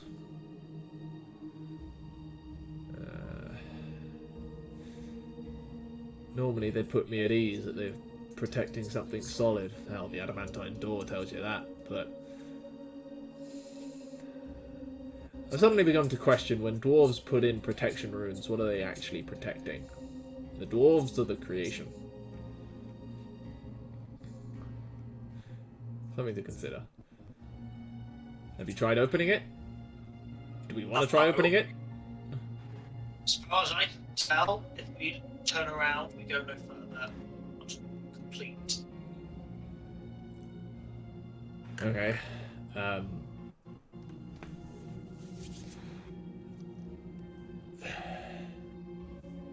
Just to be clear, we gonna, I don't know, try and dispel these, or are we just opening and hoping? Or follow-up question: is everyone to be in the room when we open, or are we deliberately leaving people outside? Balthazar, to take a step out and chuck me a rope. Okay. I'll As- toss you the coin as well as the rope. Thanks. Do you Have either of them mentioned the crack in the floor to us?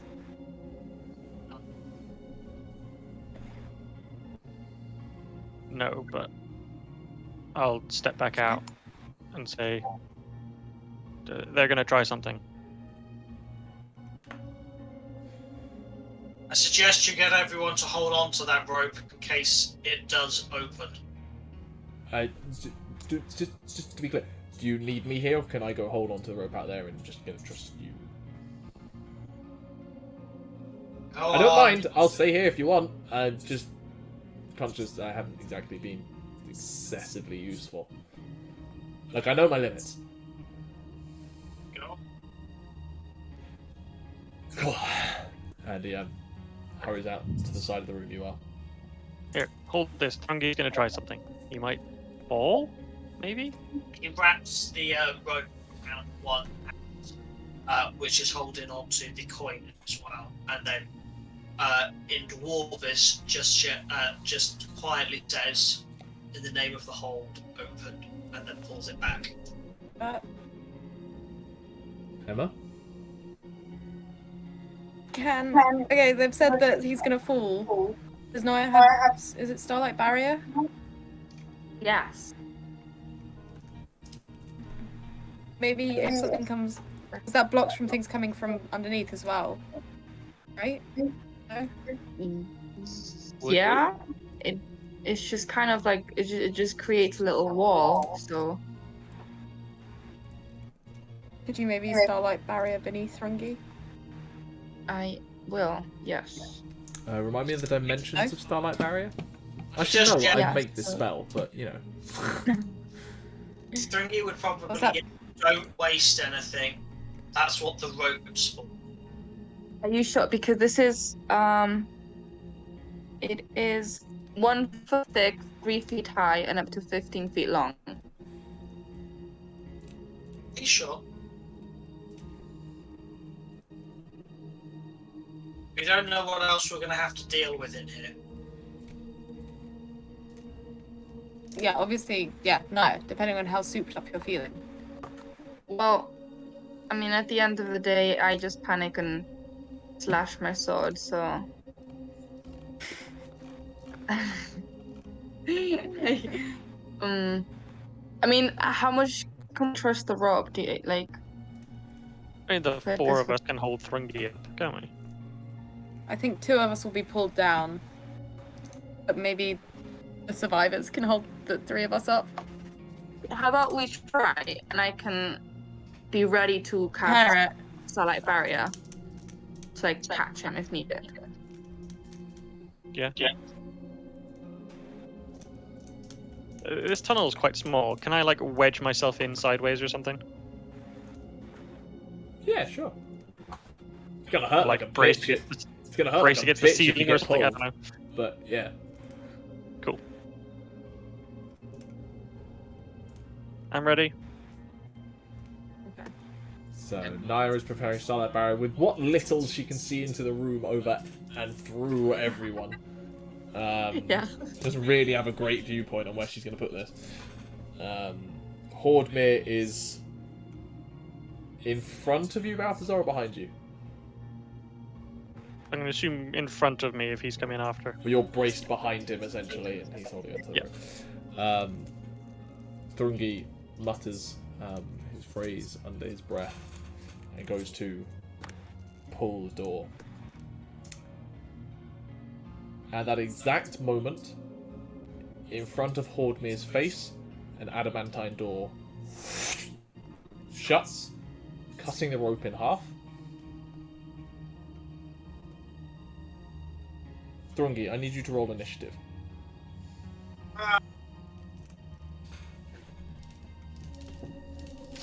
17. 17.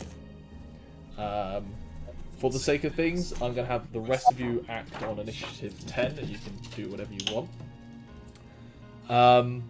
As you pull the door, it doesn't budge. It is locked, or by whatever mechanism it has. And then you suddenly hear a... and you spin around to spot from the ceilings 4 gouts of lava begin pouring into the room. Into the room with Thrungi. Yes. Okay. Just Thrungi. Thrungi, I need you to make 2 dexterity saves based on where you are, as the 2 from the corner in the room you are in gout forth and lava comes spilling down. 20, 23, and 17. 17. Both successes. 14. You take 14 points of fire damage as lava begins to fill the room, and very quickly, about a foot deep of lava is in the room. And around your boots.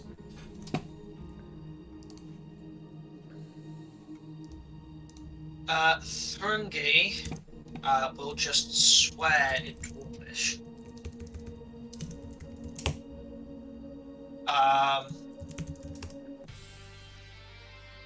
Go back towards the side where the rope was cut. Is there anything there? There is an adamantine door in the door frame and the frayed end of a rope. This is the right time. Is there anything else in the room? Or was it just the... Roll me a perception check.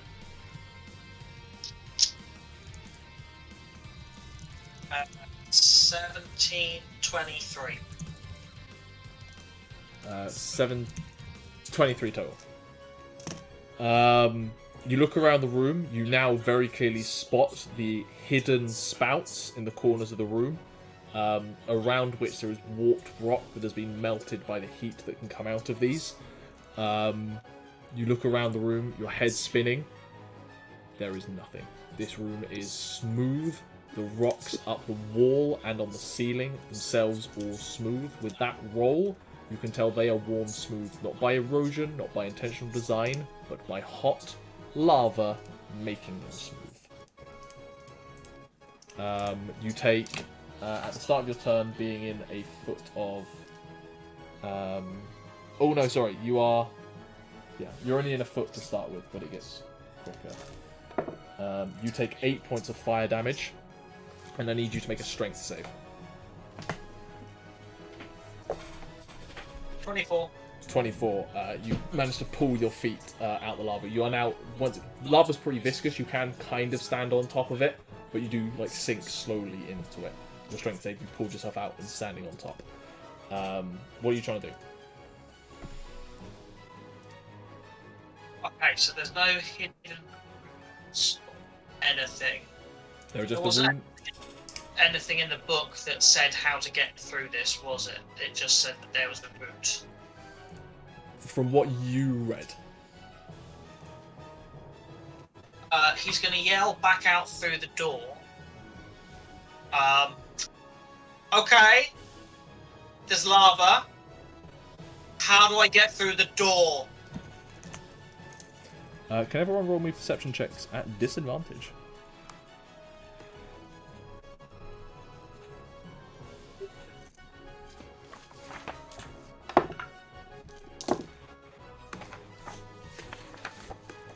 $13. 11. 16. 16. None of you can hear Thrungi. Is the door like sealed, airtight? We are now going to jump onto your turns because that was Thrungi's actions. Hordmir starts panicking, going, "Wait, what? Okay, that's probably not good.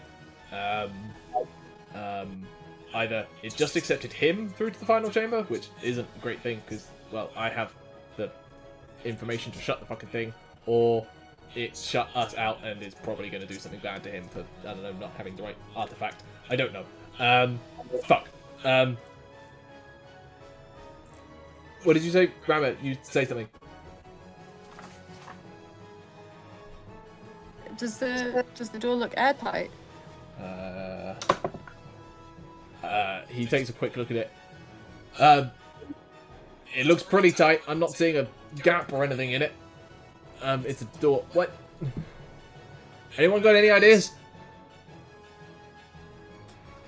Did we need some of those artifacts from the chamber, the chapel? Fuck if I knows. Fuck it, grab them. They might be useful. Who's at the back? Rambear is at the back. Rambear, do you... Go. Just bring whatever you can. Find that secret compartment that Thrungi held them in. We'll try and figure something out here. Rambear's been given license to bear out. They're running and like loping around. Cool. It's going to This take is not you. going to be a delicate It's going operation. to take you a short while to get there. You can't dash in this tunnel because you're hemmed in, and then you've actually got to get there and back. That might take a few rounds. Anything else any of you others want to do? You could go with Rambear. You can try and help here. I'll try to help Rambear because I usually act as Rambear's like translator for finding things. Cool. Nyah goes too. Balthazar. I'm gonna stay put, but I'm not sure what I'm gonna do. Right. There's got to be something in this, and he pulls out the book and just starts like trying to rifle through. Cool. Background to the trap on initiative count 20. All four gouts spurt forth another bit of lava each. The depth of the lava increases by 4 feet. It's now 5 foot deep. You are in a 15-foot high room. This thing, you are now 10 foot from the ceiling if you manage to stand on top of the lava. Just bear in mind that. You move to the back end, so I need you to make 2 dex saves for me, please. As that lava comes out. 21 and 22. Cool, you take 17 points of fire damage from 2 gouts of lava as they splash down. And as I say, it now is up to 5 foot deep of lava. Your turn, at the start of your turn, you take 5d10 fire damage. 3, 7, 11, 14 after 7 fire damage. And I need you to make a strength saving throw.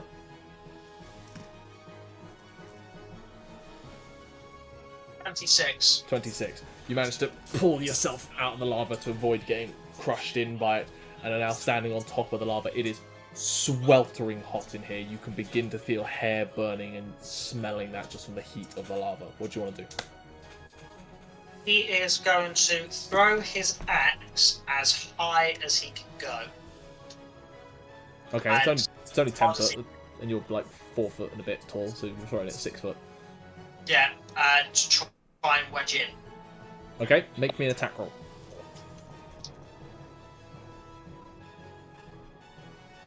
Natural 20. The axe is in there, you've got a 20-foot chain. Cool, he's going to pull it. Wait for the unfreeze. Sorry, wait for the unfreeze. You're going to pull yourself up by the chain, yeah? Yep. And just literally, just kind of, he's going to end up with the axe in the ceiling, just holding Where are you positioning yourself? directly in the centre, away from. Thrungi is intelligent to know this room is a 20-foot square, and those lava gouts are sending out a 10-foot radius. You go in the centre, you get hit by every single one. Right, then he will go directly above the door. So you're going to get hit by 2, but it does. Right, does help. avoid. Cool, make me an athletics check for holding yourself up. Athletics. Cool. Yeah, 25. 25. You are holding yourself up by the ceiling. It is still hot in here, but that is what you have done. You've tried to delay the inevitable at this point. Jumping back round, Rambear and Nyah are running as fast as they can through. That is 2 rounds you've been running. You get out of the tunnel fully at this point. Another round will get you into the temple and able to pick stuff up. Balthazar, what are you trying to do? I don't know anything that's happening in the other room, so I don't really want to move my light or anything. Can I help Hardmere read the book? Is there Take something I can do with that? That advantage helped. He starts flicking through. Jesus. Okay. Okay, I'm fairly certain that's a death trap, and unless we do something, he won't survive it. Either from fire, encasement in rock, or whatever happens to it afterwards. We've got to find a way to get him out. At the minute, my ideas are try and batter down that door. Not a great idea. Fucking made of adamantine. This text mentions that the High Priest of the Temple of Dwarven Kind would have been in possession of something that meant the trap wouldn't activate. So maybe that wasn't a bad idea to go grab the stuff from the temple. Looks like we're possibly going to need that. In the meantime, I don't have a solution right now. How long until it resets? Does it say? Once... It's not clear. I suppose it's not designed to be clear about, traps that are designed to stop people accessing important things. I don't think it stops until everything in there is dead. How does it know? You reckon it'll be magical? I mean, that possibly explains what the runes on the opposite side of the room were. Maybe we should have dispelled them. Oh, God. That is the ton, as much as you can fit into that time. Moving right round, top of the round. Another Gouts. I need 2 dex saves from me, bro.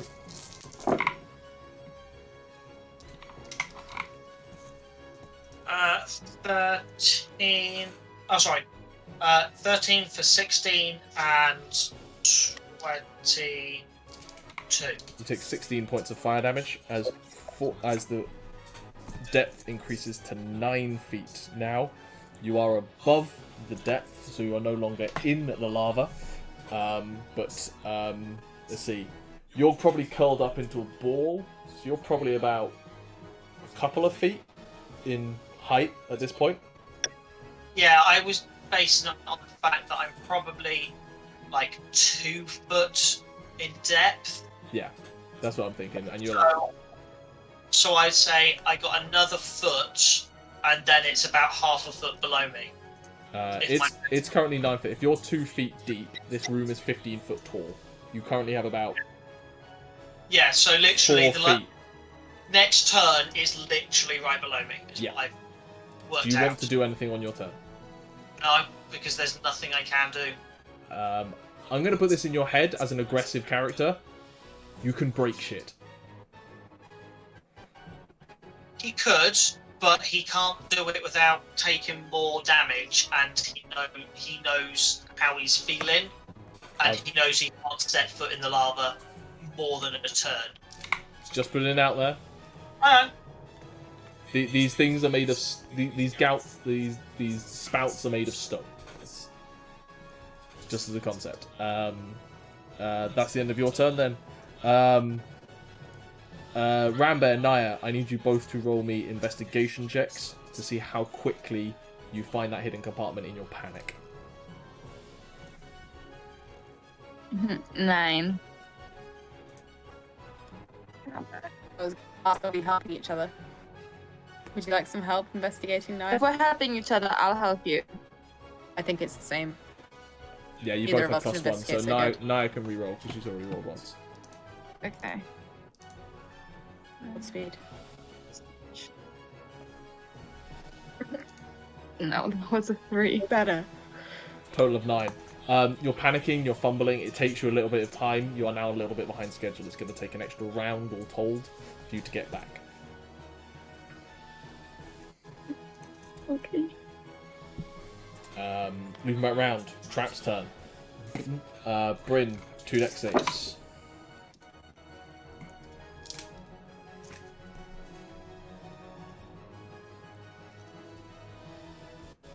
$15 and 18. 18. You take 14 points of fire damage. And it fills the room, and you are now, like, holding on for dear life as this thing is touching the bottom of, like, your skin. You can feel the heat of the lava there. Balthazar, you are now starting to feel warm where you are, as the heat is passing through the metal door and heating up the chamber where you are. Thrungi, you doing anything on your turn?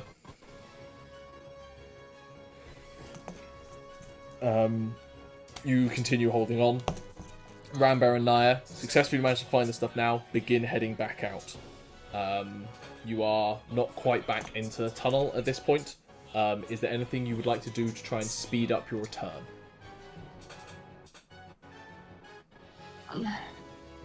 You may have spells accessible to you, wild shapes accessible to you that may increase your movement speed. Just putting it out there what you may think of. Yeah. If I'm not hasted anymore, I can haste myself again.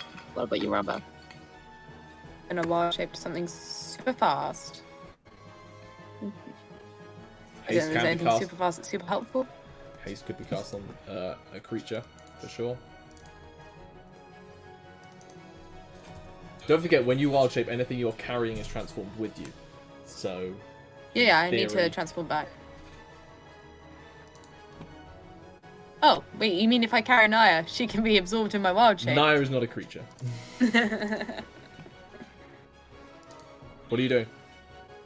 If I hasted Rambear, could I ride Rambear? Depends what creature In Rambear well. is. Depends what Oh. creature Rambear is. Bear in mind, it's a small tunnel, so probably not.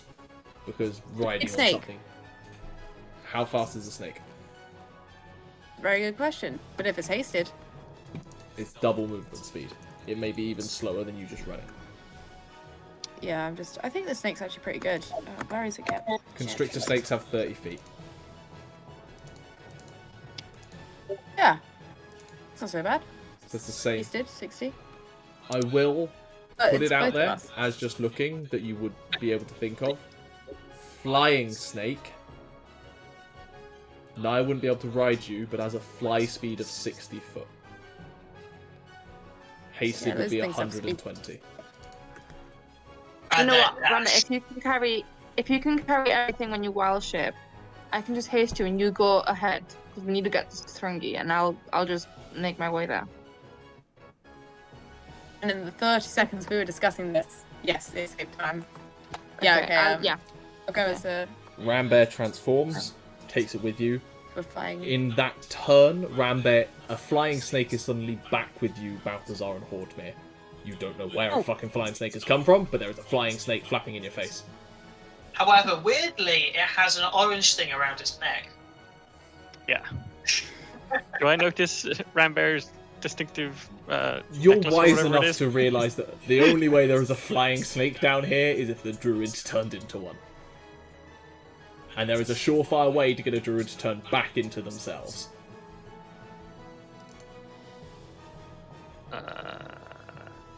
Smack it.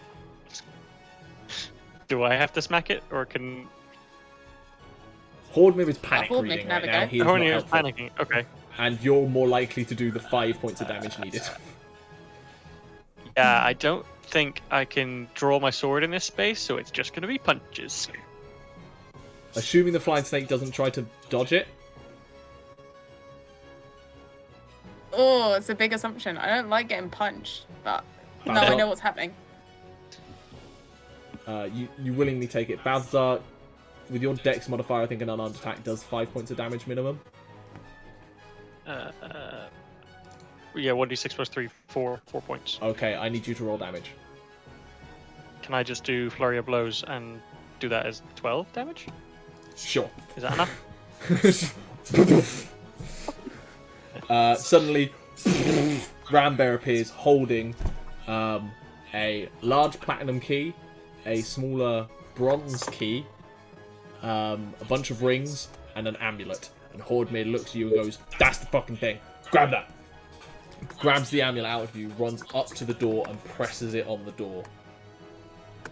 As we loop round to initiative 20 before anything happens. Thrungi, with the limited space, you're going to be making these dex saves at disadvantage. You don't really have anywhere to go as it essentially fills the space. Okay. That is a total of 16 and 14. 40. Because it's flat for me now. Yes. Okay. Let me just do some maths. 18 plus 27 fire damage. Still halved. Yep. And you are now in lava at the start of your turn. Yep. This is a lot of fire damage. How many hit points do you have? 41. So you need to do 82 to put me unconscious. I'm gonna have to roll this digitally.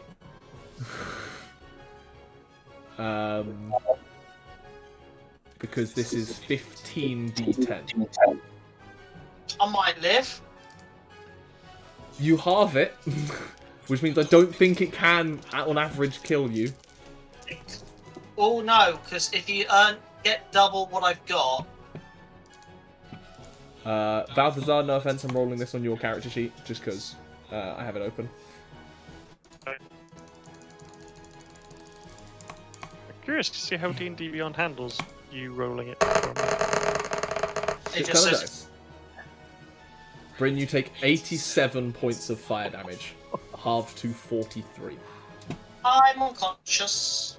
You are unconscious in rapidly hardening lava.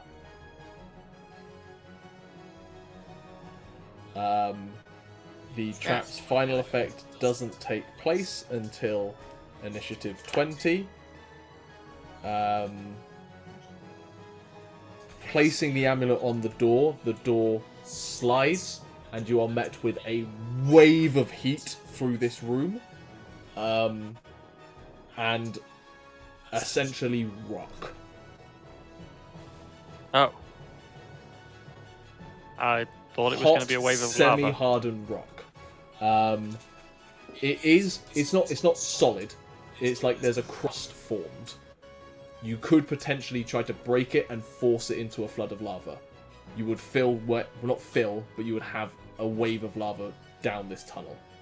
You are aware you immediately piece it together. Thrungi is in this room somewhere. What are you doing? Can I detect Hordemir magic to backs see where up as soon as that Thrungi door is? opens. It's lava. Yep. Can I detect magic to see where Thrungi is? What's detect magic blocked by? Oh. 1 foot of stone. Can I? It's not solid stone, so you get a bit further, but he's too far in for you to know where he is. Roll me an insight check. 5 plus... Oh, 15. 15. You're able to deduce there's probably not a way out of here that he found. If your door shut and this room is full of cooling lava, it's likely the other door didn't open. Yeah, but it's whether he's in it or on it, is what I was trying to work out. You don't know. You can't tell how high the lava's gone. I'm assuming there's some way for this to reset. And I saw the crack in the floor, so maybe it would fall out the bottom. What do you do? Taking Clark, Rambear, I'll you can voice also that. act. What do you guys think? Cool. How are we gonna get through this? How is it gonna reset? How is it gonna?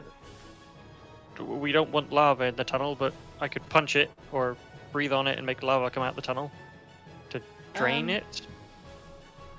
So we open and it's just like set like crusty rock. Yeah, it's like the crust layer of lava that could very easily be breached, and you would have liquid lava pour out.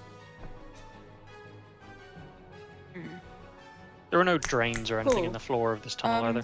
Nope. No, okay. It does seem to. No, No, it's pretty flat. potentially I have I don't know. Gethin, you're definitely going to have to get the spell up. Can you get up Transmute Rock? I can indeed. And can you answer the question definitively? Does lava count as rock? Lava is rock. It's molten rock, but it is rock. Okay. I will stand by that decision until anyone has a go at me. What do you want to do? Alright, so there's transmute rock to mud. I want to transmute the deathly, deathly painful, ouchy lava that is rapidly hardening into slushy, probably still quite hot mud. Yeah, it's gonna be hot as hell mud, but it will be a lot less viscous than what it is now, and it will flow out of that chamber, if that's what you want to do. Cool. Yes. I would like Hordmid to get the fuck out. And also Balthazar, actually. You choose an area that's a 40-foot cube. You can I can do the whole room, I think. You can do the whole room. Yeah, you can do the whole room. I can do it from 120 feet away. Is it like C? No, I can do it from around the corner and run. Yeah, you choose an area of stone and mud that you can see. Okay, so you all rapidly run backwards, seeing that door open. You use Transmute Rock. The way that you cast Transmute Rock is intentionally for it to take effect at the doorway first and then continue onwards, such that it forms a natural kind of flow of tension that it will pull the rest out. Sure. It's how water works. Sure. I'm extending it to mud. You all start booking it as steaming hot mud begins chasing you down this room like a terrifying elemental, because that's the fucking theme. Thrungi, you will, as we loop round, take a death save from being in the hot lava, or hot mud. But crucially, what doesn't happen, due to the loss of pressure and weight in the room, the trapdoor on the bottom does not activate. Meaning the mud slides out. Thrungi, unconscious, no longer able to hold on to his axe, although it is still chained to his arm. So the chain falls down, the mud slides out. Thrungi is still sitting in there. The mud is following you out and then begins to form a layer along the bottom of the tunnel. It is still hot. It may cause you some damage to run across it, but considerably less than pure lava. What do all of you want to do? I want to get into the room before this mud sets in the tunnel. Cool. And You squeezes sprint the in. thing further. Roll me a Constitution save. 9. 9.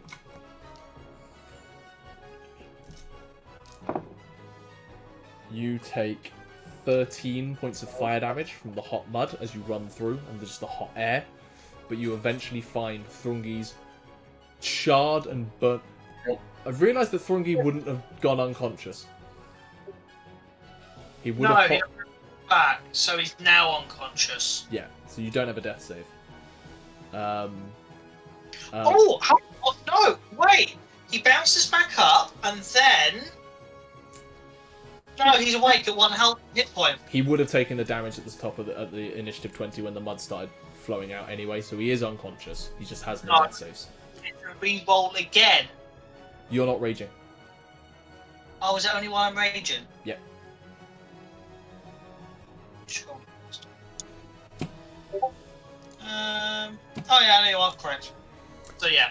Yeah, you find his unconscious corpse. The necrotic light from his tattoo fading and sizzling in mud. His skin burnt to hell. His hair gone.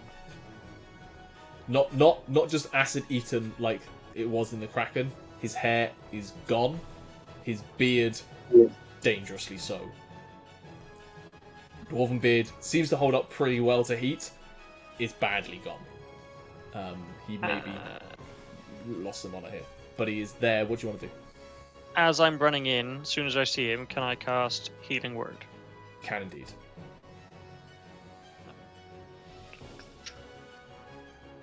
That's a bonus action. It is 9 hit points. Is there anything you want to do as an action in this very hot room?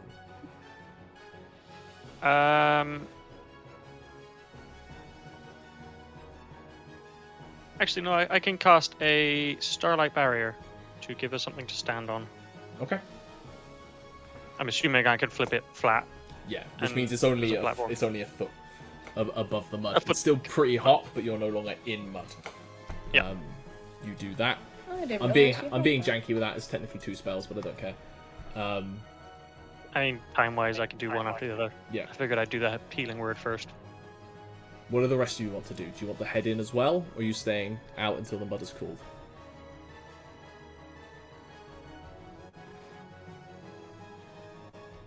Once the mud is like a more manageable temperature, Rambear's definitely gonna like flop into it. It does take a short while for the mud to cool down to non-damaging temperatures, but once it's reached a 30-40 degrees C, where it's just hot mud pools. How Keep your wide skin at was that this point. room again?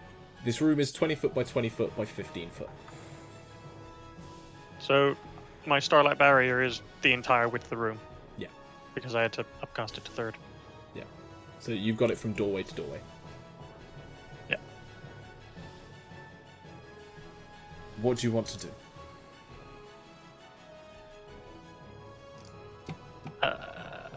Well, I've just got spells and I'm waiting for someone else to do something. Thrungi picks himself up and just says, "Where the fuck is he?"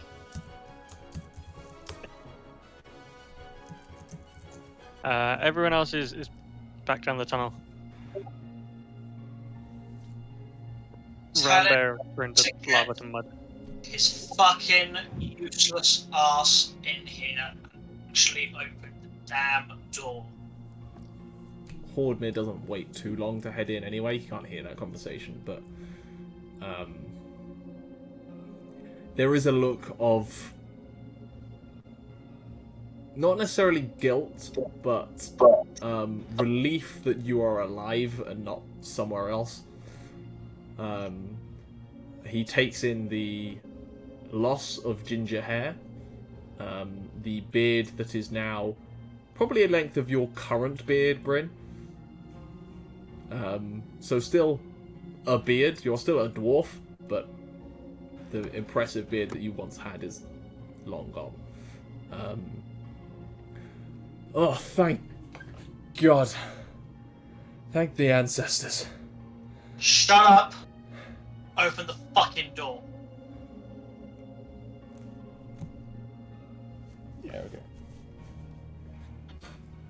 I think this would have helped.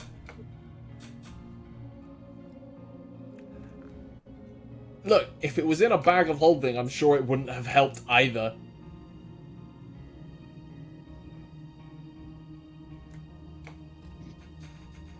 He heads into the room holding the amulet. Just to be clear, there's no guarantee that the room on the other side of this is empty. If the theory of where the elementals came from is accurate, there's possibly some in here too. Are you in a fit state to take on anything that happens when we open this door? Not Hordmir much we could do. looks at the horrendous amount of burns on you, Thrungi, uses his last 3rd level slot.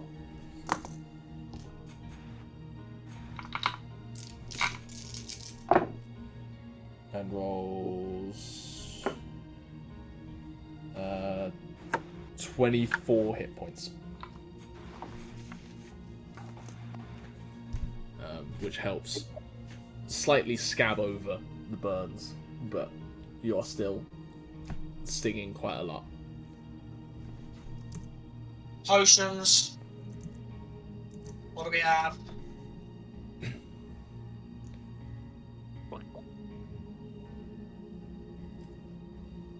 I've got a superior one I can pass you, which is 8d4 plus 8. I've got a potion of greater healing. He takes the superior and just downs it in like one shot. 18 plus 8, 26. Yeah. Would you like my potion of greater healing as well? Aye. I'll hand it over. And what's that one? This one is you regain 4d4 plus 4.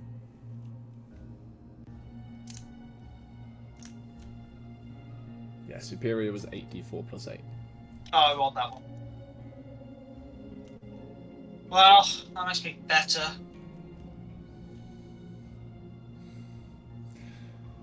Just have to see how it goes. I also have one normal one left. I'll save that one in case I die again. Hey, welcome to the gang! I also have a greater if you are still feeling like you need something else. And so you happy with Thrungi under half hit points? I think it's still over my max, so probably. It's on 73. Yeah, you've got more health than I do. You can have another greater from me. And that's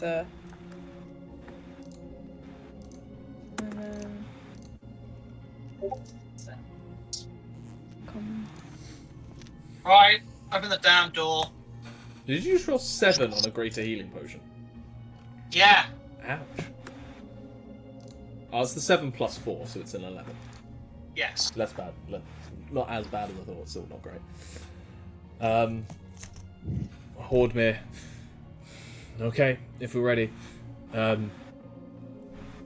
It's probably going to be a tight doorway nonetheless, so we want to figure out who's going in first. Probably not going to be me. But just be prepared for when the door opens. And he grabs that handle and prepares to pull it open. The runes above the doorway begin to flash a light violet as the 4 gems on the amulet in his hand also flash their own colours briefly, and the door slides open. Who is heading through first? I'll go. Balthazar. Thrungi's not wanting to. With Nor- decent enough perception, you see as you begin to walk through a circular room, maybe about 40 feet in diameter, covered in runes, forged in mithril and other all sorts of metals, set into the walls themselves. You take none of that in. This room is pure, unadulterated chaos. A swirling vortex of fire and rock and waves and dust and wind flares out of control in the center of the room. The floor is cracked and scarred by elemental energy. A huge bellow of volcanic proportions echoes about the space, and you see 2 large beings of rock, fire, and lava and ash roar in your direction and begin to lumber towards you. In their wake, birth from small eruptions on their back, 4 more lava-winged magma mephits sprout forth and cackle in your direction. And that is where we will pick up next time.